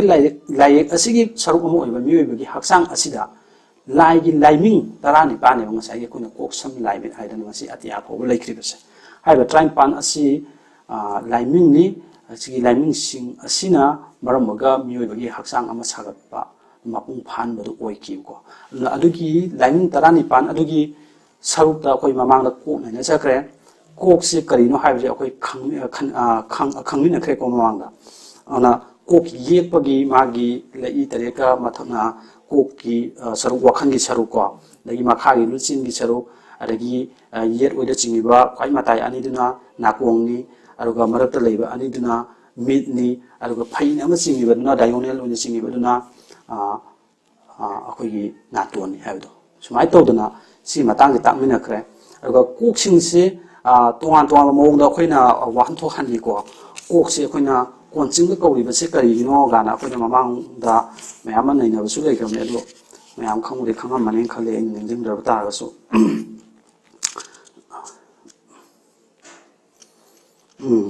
masima dum khange de miwe ba gi kok po tai bang pan ba mapu gi kon ni haibri kon haibri mamang dai na haije gi do leifam ko mapu ma gi leifam ni maram aduna akoi gi mioi be kokpu akoi na wakon pung kawai be haibdo sumaina thamba ko mayama ai leikhre adui matung ta ko da ngasi sine koi sham se la si ko li sam gi matang ni koi ngatang pa mina ji talang ipung loina pa apopa masana oi pa mihul sam tu khusin na chingpa singli pa phan chamani pan mihun maruphu ga mari tangsamni kunggetaret thapung tara ki ifa imen from thonglon mapan pankhaini pan ilam taret kayat ki ka taru na khoisung ipung loina pa apopa ka loina lipa masen ne atuki malamna singli pa phan kawe ma ki laiming maming ti inung lona singli kawe khonung lona sam kawe sam ki yekti asine lemna khangpio asine haibadi koina ngasai aina aduda su mayam loi khangna mani ko kok sam lai mi che khogi sam da tangkhai ha to sumaina hathabdo sumaina ga hathara ko ela ko do adugi sam dune adui mong dune sini aina hoju pathok chagi badudi buya da yawramba ari ba lon dune ko aduga anoba akoi hojiki oiba lon sida khangmina ba matamda kaya kana sam haiba yek saktam asi sam da gi loduna yepne koi sam ho haliba sam che ko yek saktam asi da uiba khuyek asi sam mayai khaina hatpa sam hat ki mowong ne mai wangulon khangminar si wangulon chini kai hai kan da mioi ba ai khoibu pamen uga sangdam na riba akoi mioi ba se ujaw adugumba amaga sangdam na riba ko adumna di oiraga ujaw uren athoi bani haibadi isam chamba udinati yamna matik mayai selaba adugumba achuba adugumba अफाबा उ अमनि सिने पामेन उ सिंना मालेमदा मारा वाइने हिंगी हाइबदी अखोई उ महौ मतमदा कई हिंगे माई मारा दो हिंगे मारा दो कायदा लेबाकता माई मारा दो चसलगा फारगा युखलगा मदुरी इसिंग चुखलगा मोय हिंगबो ngamidenako sumaina taibang miyoiba urendi atinga ahangbada mara wain hingi aduga miyoiba ikhoidi una marana lebam khada hutharaga hingba tawna miyoiba ikhoigidi aikhoigi kok asina ko mathaktagi mating lawge hingi haibane ko aduna miyoibana mara langna thakta thangba masa marengna khada thaba ujau uren athoiba haina saithanari hadi miyoiba akhoibune miyoiba ikhoibse kainwa kanda akhoigi mara sina mathakta go masa marengna makhada akhoi khong khusina ko sumaina hairi ko auna aduga miyoibagi haksangbu atinga hangboda mara waihali miyoibi samnani sine sagi miyoibagi akhoigi hingiba aduga ngasagi akhoina sagi koki sarukse sijina akhoigi mathak thangba sarukta waina hingi haibido machi wailagi hingi je karina no haidi mathak thangba sarukse miyoibagi samjinani haibane ko miyoibagi samnani maram aduna miyoibagi haksang kaya langpum amagi samtu khujina chingba langpum amagi samtu khujina chingba haije ko muna tasanji hore lakani mai wanto singli paphan chamani pan mihun nifu marfu mari tangsamli kunga taret thapung taragi ifa imen pham thonglon mapan pankhai nipan ilam taret kayat ki ka taru asina chingba hakchang langpum asiga ipung loina ba apokwa mapuga loina duna ahingba taibang hakchang ama oihaliba asi samna ating ada mara waibanani sine asa ikhoigi sidani mana samtu adagi mihun marfu mari adagi singli paphan chamani pan haije masi posini ko kan khangbe ase scientifically masi pose hoje khona proof tawdam chumagalo pone na science ching asi ngarang da thulopani adu miyoiba akhoigi puyada iramisi science thote mang iram mabane singli paphan haije kam hakana khogi singli nerve haibudune nerve se yam pipa adu singli makhalam ne haiba singli do chamani pan pa la ne madu bo khona blade na katana kotana matam bi thang na katana kotana yengu gi pangal leitra pone science and technology thote amamang wari ne adui matam le leira mai po to madu sumna ngasi bawa singli chamani pan haije khoi science da thing bi ni biology da thi matam haidana achigumba adai mihun marfu gu mari haiba adai thonglon mapan ga haiba si wan thok je thonglon je kaino ga je yam lei ko thonglon mapan akogi mit ani adagi naton gi makhun ani sumba makhun sil chini te pan nu ngai tap siawre ko adu di ai matang sana dum kaino matam da dum ai kogi whatsapp group na chingba ma da ri chandong na haijarake asina chingba mayam sing asi akoi miyobi haksang da pali ba ngakani haiba miyobi haksang da pan da masi bu hinghaliba puna mase karina no haigadi asagi atyama takta akhoi sam asina mara waina hingbaduna ngami bane sine ko na samna mara waina hinga mara waina leiraga akhoi hingami je kai no makha da palakhini ko aduga samna akhoi samsini ko ating ada mara waibna hakchangi chingli de i sel halle ko aduna singli da i senba maramna hakchangbu singhalli haibidam ta singli kawe masagi kai no sini kok sam haibachini ko sam haibaje akhoi si samjim nati mayik tu neba koina haise haiba mayek sina kai mausulage kana koi singli ju mu chilebo sam khakana te hawli samji khakana te ko sisu oihanlebo ko tonga magi kai no duni se pilibse aduna singli de isi laba maram na koi haksang je hingbanga me singhalle habidam ta singli kawe ko aduga singli adugi singli paphan haitare singli amada magi singli paphan tonga macha mayam puri banebo singli asoba ama khatanan te bokoi purise singli asoba dugi macha kaya dumi paphan hai khamaisina anubo singli paphan mayam sing aduna haksang lampum habi haksang pumba thungna sandoktuna i chelhanba maramna haksang lampum pumna mak singhalli haibane ko sidi handokta ju yani ko maram aduna apaba singli haibni ngasagi akoina singli paphan gi apaba haibse singna phandoktuna haksang lampum pumna mak singhalli haibagi singli paphan kawi paphan haiba wahise ngasi anobo no mayam loi tana ram do male na singli paphan haigri ngasagi sandoktuna phandoktuna leibedam ta haibdi koi mioi bigi 파이건다 콩다 굿다 마이데미터 칭리로 시엘리 하이버 칭리시니 우기 마라로 이 산도예요 마라 아소범데기 마삼자 숨 산도케바 마이 떠도나 브란스 마삼자 산도케바 마이 떠도나 코지 칭리 아소버 아마데기 칭리 파판 마삼자 산도커가 마팜 쿠디도 친버 퉁나 레이 ꯃꯗꯨꯕꯨ ꯑꯩꯈꯣꯏꯅ ꯁꯤꯡꯂꯤ ꯄꯥꯐꯟ ꯀꯧꯏ ꯍꯥꯏꯕꯅꯤ ꯃꯣꯏ ꯋꯥꯍꯟꯊꯣꯛꯁꯦ ꯌꯦꯛ ꯑꯁꯤꯕꯨ ꯍꯥꯏꯕꯗꯤ ꯉꯁꯥꯏꯒꯤ ꯃꯌꯦꯛ ꯁꯝꯒꯤ ꯃꯑꯣꯡꯗ ꯌꯦꯛꯈꯤꯕ ꯌꯦꯛ ꯑꯁꯤꯕꯨ ꯁꯝꯅ ꯑꯍꯥꯡꯕꯗ ꯃꯔꯥ ꯋꯥꯏꯅ ꯏꯄꯨꯡ ꯂꯣꯏꯅꯕ ꯑꯄꯣꯛꯄ ꯃꯄꯨꯒ ꯍꯛꯆꯥꯡꯒ ꯁꯝꯅꯍꯟꯕ ꯃꯔꯝꯅ ꯄꯪꯂꯕ ꯇꯥꯏꯕꯪ ꯍꯛꯆꯥꯡ ꯑꯁꯤꯕꯨ ꯁꯤꯡꯍꯜꯂꯤ ꯍꯥꯏꯕꯒꯤ ꯏꯅꯨꯡ ꯂꯣꯟꯅ ꯁꯤꯡꯂꯤ ꯀꯧꯏ ꯀꯣ ꯆꯞ ꯃꯥꯟꯅꯩ ꯉꯁꯥꯏꯒꯤ ꯃꯊꯛꯇ ꯍꯥꯏꯈꯤꯕꯗ ꯁꯤꯡꯂꯤꯗ ꯏ ꯆꯦꯜꯂꯕ ꯃꯔꯝꯅ ꯍꯛꯆꯥꯡꯕꯨ ꯁꯤꯡꯍꯜꯂꯤ ꯍꯥꯏꯕꯒꯤ ꯁꯤꯡꯂꯤ ꯀꯧꯔꯤꯕꯅꯤ ꯁꯤꯁꯦ ꯑꯗꯨꯒ ꯁꯤꯗ ꯁꯟꯗꯣꯛꯅ ꯇꯥꯛꯂꯛꯏꯁꯤꯅ ꯀꯃꯥꯏꯅ ꯇꯧꯔ ꯀꯥꯟꯗ ꯉꯁꯥꯏ ꯏ ꯆꯦꯜꯍꯜꯂꯤꯁꯦ ꯀꯅꯥꯅ ꯆꯦꯜꯍꯜꯂꯤꯅꯣ ꯍꯥꯏꯔꯗꯤ ꯑꯩꯈꯣꯏ ꯃꯤꯑꯣꯏꯕ ꯀꯅꯥ ꯁꯦꯝꯃꯤ ꯏꯄꯨꯡ ꯂꯣꯏꯅꯕ ꯑꯄꯣꯛꯄꯅ ꯁꯦꯝꯕꯅꯦꯕ ꯃꯥꯅ ꯀꯅꯥ ꯑꯣꯏꯅ ꯁꯅꯥꯃꯍꯤ ꯄꯥꯏꯕꯨꯡ ꯑꯣꯏꯅ ꯁꯥꯏꯌꯣꯜꯂꯒ ꯀꯣ ꯑꯗꯨꯒ ꯃꯥꯅ ꯁꯦꯝꯕꯅꯦꯕ ꯑꯗꯨꯅ ꯃꯥꯒ ꯆꯠꯃꯤꯟꯅꯔꯒ ꯃꯥꯒ ꯄꯨꯟꯅ ꯂꯩꯃꯤꯟꯅꯔꯒ ꯍꯥꯏꯇꯥꯔꯦ ꯁꯤꯗ ꯍꯥꯏꯔꯤꯁꯦ ꯌꯦꯛ ꯑꯁꯤꯕꯨ ꯑꯇꯤꯡꯉꯥ ꯑꯍꯥꯡꯕꯗ ꯂꯩꯕꯗꯨꯅꯤꯀꯣ ꯉꯁꯥꯏ ꯃꯄꯨꯗꯨꯅꯤ ꯏꯄꯨꯡ ꯂꯣꯏꯅꯕ ꯑꯄꯣꯛꯄꯗꯨꯅꯤ ꯃꯗꯨꯗ ꯃꯔꯥ ꯋꯥꯏꯅ ꯏꯄꯨꯡ ꯂꯣꯏꯅꯕ ꯑꯄꯣꯛꯄ ꯃꯄꯨꯒ ꯍꯛꯆꯥꯡꯒ ꯁꯝꯅꯍꯟꯕ ꯃꯔꯝꯅ ꯄꯪꯂꯕ ꯇꯥꯏꯕꯪ ꯍꯛꯆꯥꯡ ꯑꯁꯤꯕꯨ ꯁꯤꯡꯍꯜꯂꯤ ꯍꯥꯏꯕꯒꯤꯗꯃꯛꯇ ꯏꯅꯨꯡ ꯂꯣꯟꯅ ꯁꯤꯡꯂꯤ ꯀꯧꯏ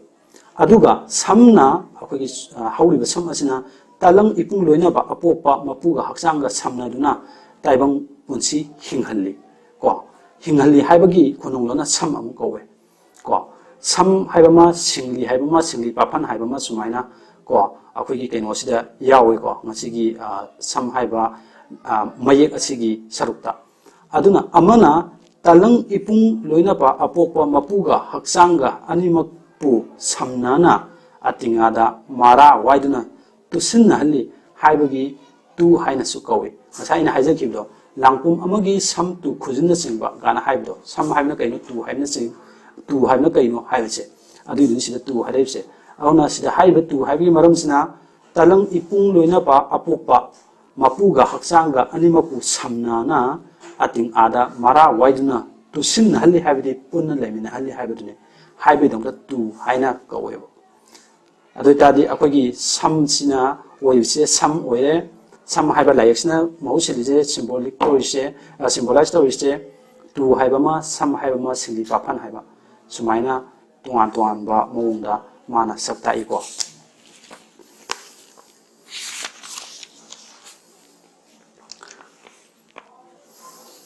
ꯑꯗꯨꯒ ꯉꯁꯥꯏ ꯑꯩꯅ ꯍꯥꯏꯖꯈꯤꯕꯗꯣ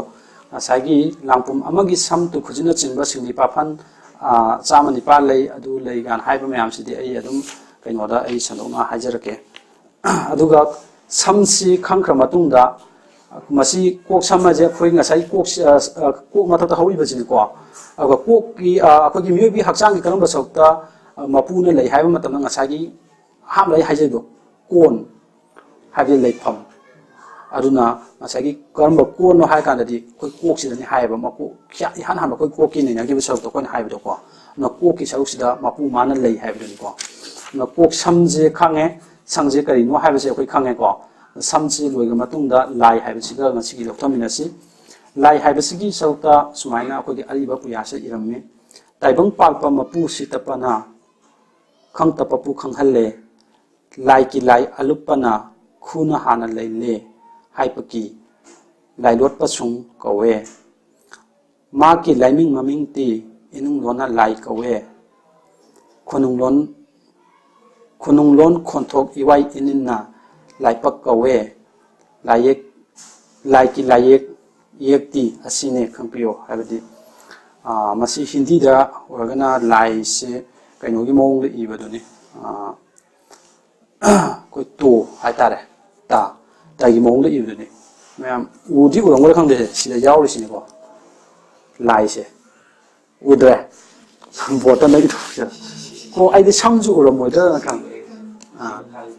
ꯌꯥꯎꯏꯀꯣ ꯑꯗꯨꯅ ꯁꯤꯁꯨ ꯉꯁꯥꯏꯒꯤ ꯌꯦꯡꯁꯦꯕ ꯃꯌꯦꯛ ꯑꯃꯃꯝꯁꯦ ꯑꯩꯈꯣꯏꯅ ꯁꯤꯗ ꯃꯌꯦꯛ ꯑꯃꯃꯝꯁꯦ ꯌꯥꯝ ꯂꯨꯝꯅ ꯂꯧꯒꯗꯧꯕꯅꯦꯕ ꯀꯩꯒꯤꯅꯣꯝꯇꯅ ꯍꯥꯏꯔꯀꯥꯟꯗ ꯉꯁꯥꯏꯒꯤ ꯑꯇꯣꯞ ꯑꯇꯣꯞꯄ ꯂꯥꯏꯅꯤꯡꯁꯤꯡ ꯑꯇꯣꯞ ꯑꯇꯣꯞꯄ ꯀꯟꯇ꯭ꯔꯤꯁꯤꯡꯗ ꯉꯁꯤ ꯆꯥꯎꯈꯠꯂꯦ ꯍꯥꯏꯔꯤꯁꯦ ꯃꯥꯅ ꯂꯩꯔꯤꯕ ꯃꯌꯦꯛꯇꯨꯒꯤ ꯍꯧꯔꯛꯐꯝꯁꯦ ꯀꯔꯤꯅꯣ ꯍꯥꯏꯕꯁꯦ ꯑꯦꯛꯁꯄ꯭ꯂꯦꯅꯦꯁꯟꯁꯦ ꯌꯥꯝ ꯋꯥꯏꯑꯦꯕ ꯑꯦꯅ ꯀꯩꯅꯣ ꯕꯤꯅ ꯀꯩꯅꯣ ꯀꯃꯥꯏꯅ ꯍꯧꯔꯛꯈꯤꯕꯅꯣ ꯍꯥꯏꯕꯁꯦ ꯌꯥꯝ ꯋꯥꯏꯑꯦꯕ ꯃꯗꯨ ꯈꯪꯅꯕ ꯍꯣꯠꯅꯕꯁꯦ ꯑꯔꯥꯏꯕꯁꯨ ꯑꯣꯏꯗꯦ ꯑꯗꯣ ꯑꯩꯈꯣꯏꯒꯤ ꯀꯩꯅꯣꯁꯤꯅ ꯑꯩꯈꯣꯏꯒꯤ ꯏꯌꯦꯛ ꯏꯄꯤ 19 ꯃꯥꯒꯤ ꯍꯧꯔꯛꯐꯝꯁꯦ ꯀꯩꯅꯣ ꯃꯤꯑꯣꯏꯕꯒꯤ ꯍꯛꯆꯥꯡ ꯀꯌꯥꯁꯤꯡꯅ ꯃꯍꯨꯠ ꯁꯤꯜꯂꯒ ꯇꯥꯛꯑꯦ ꯑꯗꯨꯒꯁꯨ ꯌꯥꯝꯅ ꯃꯌꯦꯛ ꯑꯃꯃꯝꯒꯤ ꯌꯥꯝꯅ ꯐꯖꯕ ꯃꯑꯣꯡꯗ ꯄꯨꯊꯣꯛꯇꯨꯅ ꯏꯔꯝꯃꯦꯕ ꯁꯤꯃꯛꯅꯅꯦ ꯑꯩꯈꯣꯏꯒꯤ ꯂꯥꯏꯅꯤꯡꯁꯤꯅꯁꯨ ꯑꯇꯣꯞꯄ ꯂꯥꯏꯅꯤꯡꯗꯒꯤ ꯍꯦꯜꯂꯦ ꯍꯥꯏꯗꯅ ꯑꯩꯈꯣꯏꯅ ꯀꯔꯤꯒꯨꯝꯕ ꯃꯇꯝꯗ ꯃꯣꯏꯅ ꯉꯝꯗꯕ ꯀꯌꯥ ꯑꯃ ꯑꯩꯈꯣꯏꯅ ꯉꯝꯃꯤ ꯃꯈꯣꯏꯅ ꯂꯩꯇꯕ ꯀꯌꯥ ꯑꯃ ꯂꯩꯌꯦꯅ ꯑꯩꯈꯣꯏꯅ ꯐꯣꯡꯗꯣꯛꯅꯩꯁꯦꯀꯣ सुमाय तौदना लाई से कईनो हाबजे हुजिकी मयेक तुने आई पुथोकसरके मदुई मतंग नैनमिनसे लाई हाइबा येक सक्तम असी लाइपक्तकी लौदुनो येकपने अखोय लाइपक से लाइपक सिनिको बक हाइबगा ngasai pak हाइबगा दुम खंगमनि को आइना हाइदसु मांगदा हाइगिबदो ngasai मयेक ट्राइन पाना इना लाइपक हाइजबने मयेक ट्राइन पाना बक हाइरगदि गोगजम राइबा जिंदिल गौदौभम गोगजम राइबा बा हाइबजे कईनो खैदा लेतमने आई खंगद्रे अदो पा हाइबसे लेको कोकसम लाइमिन पाना हाइदे पास अखोय मेता होइबसे पास सिनिको अदुमाइना लाइपक हाइबने सिदा हाइसे लाइपक हाइबनते को अदुना लाइपक तगी लौदुना येकपने येक सक्तम असिदा उरिबा खुयेक असी ये थंबा लाइबक की मवोंगने कोई लाइबक से ये ओय हना थोना खाइदुएबो अवा ये थंबा छौत गिने कोनी जी इबा लाइबक सिदा लायने जी इबा छौसे ओय थंबा दे नतेको ना करिगिदमक्ता ये थंबा लाइबक तमक लौदुना येक इबनो हंगलबदी ताइबंग हक्चांग असी Palem पंथो अनिना तुसिना ताइबंग हक्चांग ओइबने हादि Palem पंथो अनिना Sabne खोनोयगी हक्चांग हाइबसेको ngasagi angang chada nongla dubune haijari bese na ye thangbana panthau ipani oi thangbana palem imane haksang ye thangba chawse akona khut oise akona khut daga akoi khubang yenge kana oi ting thwai je sinu pi de yenge ko nupa dai khut je de yenge ko sumai tawdana haksang ye thangba chawse sina ipane oi thangba sina imani palem ni haibane amana ye thangbana lining thawni arugo oi thangbana lailen pi mawang hai hi to sidadi khangamani ko lining थौने हाबदि कनानो से lining थवाइ जाते Kanasu नते saline सिदबसे इपुंग लोइना बा अपोपगी ये थंबा साखाइदि साखिबने हाइबजनि को लोइना मरि लेना बने अमगा अगो ओइ थंबना लाइलेन पिनि हाइसिना सलायन सिदबिनि ओइ थंबा सोते साखिबु न मियो हक्चांग द सांगदम लैनि को तविगुम बचुं हक्चांग लांगपुमदि मपु लांगपुमगी मपुदि लाइनिंग थौने हाबदि अखोइ हक्चांग पुमा होइसि लाइनिंग थौन किने लाइनिंग थौने अतै कनासु नते को हाबदि ngसागी लाइलेन पि हाइसु कनाना साकांदा इपुंग लोइना बा अपोकपा ama haibase ipung loina ba apokpase nupira nupara haiba leitre mage wahung pau sima ai ningjing jong matang chainda mayam hang pata ga di ipung loina ba apokpase hierarchy sembe ai ko ma se ai horen ko na ega haijake loisa ko matamda mayam de ningjing biro oga ngasagi ipung loina ba apokpa ma kokse sidagi ni ba koi salarian sidabi adai salarian sidaba adagi kaino lakhiba sanami pai mo lakhiba dei mathang dagi sum miyona chamda kidana konjitung thobai pudo pakhang ba life se ama ihan hamba ipung loina ba apokpaje nupi ra haisu nati nupa ra haisu nati kaimta define to wongam da adugumba mapu ne ba mas aduna mapu mana sem khra matung da di miyobe haksang sida di ngasagi science sida bi amadi science sida ba ani je sem matung da jet odi sem khra matung da moidi nupa nupi ne khaiduye ko adugi mamang da lairami ba ipung loina ba apokle nupa nupi ne khaidokte ko aduni sida hairibse aduna ngasagi haksangi langbonggi mapudi lining thongni haje nupan haibane sing haigadi ko aduna ngasagi patriarchal society english ga haibdo nupana dominate tawga panba society mo oi haido sigi keno sida ju lairek sida ju hairam de sini ni haijaning se mayamda patriarchal society de nupi na pan ban taba nupana pan de nupana ngamna chatpa haitare sing haikanda adugumba society mo oi je laigi matam de su oiram ha sina chum ta he maram aduna lining थौगी मसक ओइबा ये थंबा लाइपकी सकनबु लाई एक ओइना येकपनि हाबदि मरु ओइबा मपु माकी ओइबा ये थंबा सौसे अखोइना मपु माने हाइदारि मरु ओइबा मादबु लौ येकजाबने अ ये थंबा सौनि कोसिदा लाइपक सिदा ये इबा लाइसे कोक सम लाई हाइना लेबा मा येकसे जे ये थंबा सौते येगा लौबनि केदमते ये ते लौइबनो हागदि लाइनिंग थौसे सिदगी ये लौबनि ये थंबा सौ नुपागे सौते लौबनि सिदा तुम ताय पेटाइकल सोसाइटी ने हाबसे मागी खुनुंग वांगुलोन अम खंगमिनारसे को मियोय बगी लाइपक हाइबा ताइबंग मियोय बगी लाइपक हाइबा असि ताइबंग पानबा मपु सिदबगी फंबालने हाइबदि माना फमग लेबा गान थोइदगा लेबा निंथौगी फंबाल हाइबसिदबु अदुमाय तौदना मियोय बगी लाइपक असिदा मपु माना लेबा मसाइ कोके सरुतल ओइदिनि को लाइपक सिजो गान हाइखिबदो कोकसे सिबोलो याव खन सिनबो याव खरबने कोके सौसे यावइसे मरक सिदि पादा छ यारे देन को लाइपक सि कोके सरुक ओइगदुने कोके सौता ले हाइजे कोके करुम सरुक हंगागदि न का हेना चंजिल बतागदि लाइपक तम हाइरकदुने को सिने ana hana haidogadi keno to roine haidabane ko ana mioi bi laipak haiba asi taibum panba mapu sidabagi phambal laipak sida ana ibungo mahakna mioi bagi laipak ta phambal langduna laibiba maramna panglaba taibang haksang asibu ꯁꯤꯡꯍꯟꯗꯨꯅ ꯑꯐ ꯐꯠꯇꯕ ꯈꯩꯕꯤꯛꯄꯨ ꯈꯪꯍꯟꯕꯤ ꯑꯃꯗꯤ ꯁꯦꯝꯕꯤꯕ ꯃꯄꯨ ꯑꯃ ꯂꯩ ꯍꯥꯏꯕ ꯈꯪꯍꯜꯂꯤ ꯁꯤꯅ ꯍꯥꯏꯁꯦ ꯑꯗꯨꯅ ꯉꯁꯥꯏꯒꯤ ꯑꯩꯈꯣꯏꯒꯤ ꯂꯥꯏꯕꯛ ꯑꯁꯤꯗ ꯃꯄꯨ ꯃꯥꯅ ꯐꯝꯕꯥꯜ ꯇꯨꯡꯗꯨꯅ ꯂꯩꯕꯅ ꯃꯔꯝ ꯑꯣꯏꯔꯒ ꯑꯩꯈꯣꯏ ꯍꯩꯊꯣꯏ ꯁꯤꯡꯊꯣꯏꯍꯟꯕ ꯑꯐ ꯐꯠꯇ ꯈꯟꯕ ꯉꯝꯕ ꯑꯗꯨꯒꯨꯝꯕ ꯃꯤꯑꯣꯏꯕꯒꯤ ꯃꯄꯨ ꯑꯃ ꯍꯥꯏꯕꯗꯣ ꯃꯗꯨ ꯑꯣꯏꯍꯟꯕ ꯉꯝꯃꯤ ꯍꯥꯏꯕꯅꯤ ꯁꯤꯗ ꯃꯥꯅ ꯍꯥꯏꯁꯦ ꯑꯗꯨꯒ ꯇꯦꯡꯕꯥꯟꯕ ꯃꯄꯨ ꯁꯤꯗꯕꯕꯨ ꯂꯥꯏ ꯀꯧꯏ ꯁꯤꯗ ꯇꯦꯡꯕꯥꯟꯕ ꯍꯥꯏꯕ ꯑꯃ ꯇꯥꯏꯕꯪ ꯄꯥꯟꯕ ꯑꯃ ꯑꯩ ꯃꯃꯥꯡꯗ ꯑꯩ ꯃꯁꯤ ꯑꯃꯇꯪ ꯁꯦꯡꯗꯣꯛꯆꯍꯧꯒꯦ ꯃꯌꯥꯝ ꯈꯪꯕ ꯌꯥꯎꯔꯝꯕꯁꯨ ꯌꯥꯏꯅ ꯈꯜꯂꯤ ꯇꯤꯡꯄꯥꯟꯕ ꯍꯥꯏꯕꯁꯤ ꯀꯔꯤꯅꯣ ꯇꯤꯡꯄꯥꯟꯕ ꯍꯥꯏꯔꯗꯤ ꯑꯩꯈꯣꯏ ꯌꯨꯅꯤꯚꯔꯁꯇꯨꯕꯨꯅꯤ ꯑꯗꯨꯒ ꯇꯥꯏꯕꯪ ꯄꯥꯟꯕ ꯍꯥꯏꯔꯒꯗꯤ ꯀꯩꯅꯣ ꯋꯥꯔꯜꯗꯨꯅꯤꯀꯣ ꯑꯅꯤꯁꯤ ꯈꯦꯠꯅꯕꯗꯨꯅꯤꯀꯣ ꯌꯨꯅꯤꯚꯔꯁꯀ ꯋꯥꯔꯜꯒ ꯑꯅꯤ ꯈꯦꯠꯅꯕꯅꯤ ꯑꯗꯨꯅ ꯇꯤꯡꯄꯥꯟꯕ ꯍꯥꯏꯔꯒꯗꯤ ꯁꯤꯗ ꯃꯔꯨꯑꯣꯏꯅ ꯑꯩꯈꯣꯏꯅ ꯈꯪꯅꯩꯁꯦ ꯀꯩꯅꯣꯗꯨꯕꯨ ꯉꯁꯥꯏꯒꯤ ꯃꯥꯒꯤ ꯃꯄꯨ ꯍꯥꯏ ꯇꯤꯡꯄꯥꯟꯕꯒꯤ ꯃꯄꯨ ꯍꯥꯏꯗꯤ ꯏꯄꯨꯡ ꯂꯣꯏꯅꯕ ꯑꯄꯣꯛꯄꯗꯨ ꯈꯪꯅꯩꯕꯀꯣ ꯑꯗꯨꯒ ꯇꯥꯏꯕꯪ ꯄꯥꯟꯕꯒꯤ ꯃꯄꯨꯁꯤꯗ ꯍꯥꯏꯔꯒꯅ ꯁꯂꯥꯔꯦꯟꯁꯤꯗ ꯃꯥꯅ ꯁꯦꯝꯈꯤꯕꯁꯦ ꯁꯤꯅꯦꯕ ꯑꯗꯨꯒꯤ ꯑꯅꯤꯗꯨꯒꯤ ꯈꯦꯠꯅꯕꯗꯨꯅꯤ ꯑꯗꯨꯅꯒ ꯇꯦꯡꯕꯥꯟꯕ ꯃꯄꯨ ꯁꯤꯗꯕ ꯂꯥꯏ ꯁꯤꯗꯕꯕꯨ ꯂꯥꯏ ꯀꯧꯏ ꯇꯥꯏꯕꯪ ꯄꯥꯟꯕ ꯃꯄꯨ ꯁꯂꯥꯏꯔꯦꯟ ꯁꯤꯗꯕꯕꯨꯁꯨ ꯂꯥꯏ ꯀꯧꯏ ꯑꯅꯤꯅꯤꯀꯣ ꯁꯤꯗ ꯊꯣꯛꯂꯛꯏꯁꯦ ꯁꯂꯥꯏꯔꯦꯟ ꯁꯤꯗꯕꯗꯣ ꯑꯗꯨꯅ ꯇꯥꯏꯕꯪ ꯄꯥꯟꯕ ꯃꯄꯨ ꯀꯣ ꯋꯥꯔꯜꯒꯤ ꯇꯧꯏꯒꯨꯝꯕ ꯁꯨꯝ ꯇꯥꯏꯕꯪ ꯄꯥꯟꯕ ꯃꯄꯨ ꯁꯂꯥꯏꯔꯦꯟ ꯁꯤꯗꯕ ꯂꯥꯏꯗꯤ ꯇꯦꯡꯕꯥꯟꯕ ꯃꯄꯨ ꯁꯤꯗꯕ ꯂꯥꯏꯅ ꯁꯩꯌꯣꯟꯕ ꯑꯅꯤꯁꯨꯕ ꯂꯥꯏꯅꯤ ꯈꯪꯉꯦꯀꯣ ꯑꯩ ꯉꯁꯥꯏ ꯍꯥꯏꯖꯈꯤꯕꯗꯣ ꯁꯩꯌꯣꯟꯕ ꯍꯥꯏꯕꯗꯤ ꯃꯥꯅ ꯁꯦꯝꯈꯤꯕꯗꯣ ꯁꯈꯥꯏ ꯌꯦꯊꯪꯕ ꯁꯈꯥꯏꯗꯒꯤ ꯁꯦꯝꯈꯤꯕꯗꯨꯅꯤ ꯃꯔꯝ ꯑꯗꯨꯅ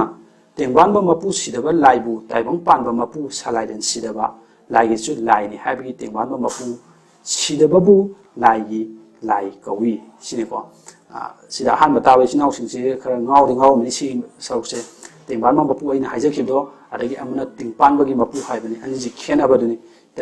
ꯄꯜꯂꯤꯕꯁꯦ ꯃꯔꯝ ꯑꯗꯨꯅ ꯇꯦꯡꯕꯥꯟꯕ ꯃꯄꯨ ꯁꯤꯗꯕ ꯂꯥꯏꯕꯨ ꯇꯦꯡꯕꯥꯟꯕ ꯃꯄꯨꯗꯤ ꯉꯁꯥꯏꯒꯤ ꯁꯂꯥꯏꯔꯦꯟ ꯁꯤꯗꯕꯁꯤꯅꯤ ꯂꯥꯏꯕꯨ ꯇꯥꯏꯕꯪ ꯇꯦꯡꯕꯥꯟꯕꯁꯤꯅ ꯇꯤꯡꯄꯥꯟꯕ ꯍꯥꯏꯕꯗꯣꯀꯣ ꯇꯦꯡꯕꯥꯟꯕꯒꯤ ꯃꯄꯨ ꯍꯥꯏꯕꯗꯤ ꯉꯁꯥꯏꯒꯤ ꯏꯄꯨꯡ ꯂꯣꯏꯅꯕ ꯑꯄꯣꯛꯄꯗꯣ ꯑꯁꯤꯕꯨ ꯇꯥꯏꯕꯪ ꯄꯥꯟꯕ ꯃꯄꯨ ꯁꯂꯥꯏꯔꯦꯟ ꯁꯤꯗꯕ ꯂꯥꯏꯒꯤꯁꯨ ꯂꯥꯏꯅꯤ ꯍꯥꯏꯕꯒꯤ ꯇꯦꯡꯕꯥꯟꯕ ꯃꯄꯨ ꯁꯤꯗꯕ ꯂꯥꯏꯒꯤ ꯂꯥꯏꯅꯤ ꯍꯥꯏꯕꯗꯤ ꯑꯃꯠꯇꯅꯤ ꯍꯥꯏꯕꯅꯤꯀꯣ ꯁꯤꯗ ꯍꯥꯏꯁꯦ ꯑꯗꯨꯅ ꯂꯥꯏꯒꯤ ꯂꯥꯏ ꯑꯣꯏꯕ ꯇꯦꯡꯕꯥꯟꯕ ꯃꯄꯨ ꯁꯤꯗꯕ ꯑꯔꯨꯕ ꯂꯥꯏ ꯃꯍꯥꯛꯀꯤ ꯃꯃꯤꯅ ꯂꯥꯏꯕꯛꯀꯤ ꯃꯅꯨꯡꯗ ꯐꯝꯕꯥꯜ ꯂꯥꯡꯗꯨꯅ ꯀꯅꯥꯕꯨꯁꯨ ꯈꯪꯍꯟꯗꯅ ꯍꯥꯏꯕꯗꯤ ꯁꯤꯗ ꯌꯥꯎꯔꯤꯁꯦ ꯀꯅꯥꯁꯨ ꯈꯪꯍꯟꯇꯅ ꯈꯨꯅ ꯍꯥꯖꯤꯟꯗꯨꯅ ꯂꯣꯠꯅ ꯂꯩ ꯍꯥꯏꯕꯒꯤ ꯂꯥꯏꯕꯛꯄꯨ ꯂꯥꯏꯂꯣꯠꯄ ꯀꯧꯏ ꯍꯥꯏꯕꯅꯤ ꯉꯁꯥꯏꯒꯤ ꯂꯥꯏ ꯍꯥꯏꯕ ꯀꯩꯅꯣꯁꯦ ꯉꯁꯥꯏꯒꯤ ꯀꯣꯛꯁꯦ ꯁꯝꯁꯤꯅ ꯀꯩꯀꯩ ꯃꯍꯨꯠ ꯁꯤꯟꯈꯤ ꯀꯥꯟꯗ ꯁꯤꯡꯂꯤ ꯃꯍꯨꯠ ꯁꯤꯟꯈꯤ ꯑꯗꯒꯤ ꯁꯝ ꯃꯍꯨꯠ ꯁꯤꯟꯈꯤ ꯑꯗꯒꯤ ꯇꯨ ꯃꯍꯨꯠ ꯁꯤꯟꯈꯤ ꯁꯤꯡꯂꯤ ꯄꯥꯐꯟ ꯃꯍꯨꯠ ꯁꯤꯟꯈꯤ ꯁꯨꯃꯥꯏꯅ ꯀꯩꯅꯣ ꯇꯧꯕꯁꯦ ꯂꯥꯏ ꯂꯣꯠꯄ ꯍꯥꯏꯅꯁꯨ ꯁꯤꯗ ꯃꯍꯨꯠ ꯁꯤꯜꯂꯦꯕ ꯁꯤꯒꯤ ꯂꯥꯏ ꯍꯥꯏꯕ ꯁꯔꯨꯛꯁꯤꯗꯅ ꯏꯌꯦꯛ ꯑꯁꯤꯕꯨ ꯑꯄꯪꯕ ꯇꯥꯏꯕꯪ ꯍꯛꯆꯥꯡ ꯑꯁꯤꯅ ꯀꯔꯤꯁꯨ ꯇꯧꯕ ꯉꯝꯗꯕꯕꯨ ꯇꯦꯡꯕꯥꯟꯕ ꯃꯄꯨ ꯁꯤꯗꯕꯒꯤ ꯃꯃꯤ ꯇꯥꯏꯕꯪ ꯄꯥꯟꯕ ꯃꯄꯨ ꯁꯤꯗꯕꯅ ꯂꯥꯏꯕꯛꯇ ꯐꯝꯕꯥꯜ ꯂꯥꯡꯅ ꯂꯩꯕꯤꯕ ꯃꯔꯝꯅ ꯑꯄꯪꯕ ꯍꯛꯆꯥꯡ ꯑꯁꯤꯕꯨ ꯁꯤꯡꯍꯟꯕꯤꯗꯨꯅ ꯊꯕꯛ ꯊꯧꯔꯝ ꯈꯩꯕꯤꯛꯄꯨ इलाई लाइना पांथोप ngam हाइबगी इनुंग लोना लाई कौवे हाइबनी ngसागी अखोइना लाई लाई हाइसे कइनो अतै कैसु नति गॉड हाइबदुनि को कोक सम लाई हाइसे सिदा लेजे मयेक उना लेजबनी अदुबो अखोइना ngasi लाई ना खंगैबो गॉड से कइदंग तो लाई कौवेनो हाइबी वहान तोचे what is the meaning of लाई what is the definition of लाई हाइबदुनि सिदा पीदि से को लाइगी डेफिनेशन पियो हाइदि सिदा हाइबे यारे ताइबंग पानबा मपु सिदबना लाइपक्ता फंबाल लांगना लेबिबा मरमना कोइ लाइपक सिदा फंबाल लांगा माना लेबिबना मरम ओरगा अपंग हक्चांग कैसु खंगजरब अखोइ हक्चांग असे असिबु सिंहनबिदुना थबक थोरम खैबिपु इराय लाइना पांथोप ngam अदुना मरम ओरगा इनुंग लोन हाइबि कैगी कैनो हाकना लाइलोन हाइबनि खुनुंग लोन हाइगना मिलोन हाइबनि को आइना ममांग थामजखिबदो इनुंग लोना महाकु लाई हाइना कौइ हाइबसिनि को लाई हाइबि वहानतोक सिले को गॉड हाइबसे अदुगा तेंबाल बस मपु सिदबगी ममी लाई ताइबंग पानबा मपु सिदबना फंबाल लांगदुना पक्तुना लेबा लेबी हाइबगी खुनुंगलोना लाइपक कौवे हाइबनि ngसागी ममांगदो हाइजक्रे ngसागी मी अतोपा कैनोसिंगदा हाइदि ममी ताइबंग पानबा मपु सिदबना फंबाल लांगदुना पक्तुना लेइ हाइबगी दमुक्ता खोगी लाइपक असिदा पक्तुना लेइ हाइबगी दमुक्ता अनिल सुबा कैनोनिको एक्सप्लेनेशन मखा सथरको सरोनिसिना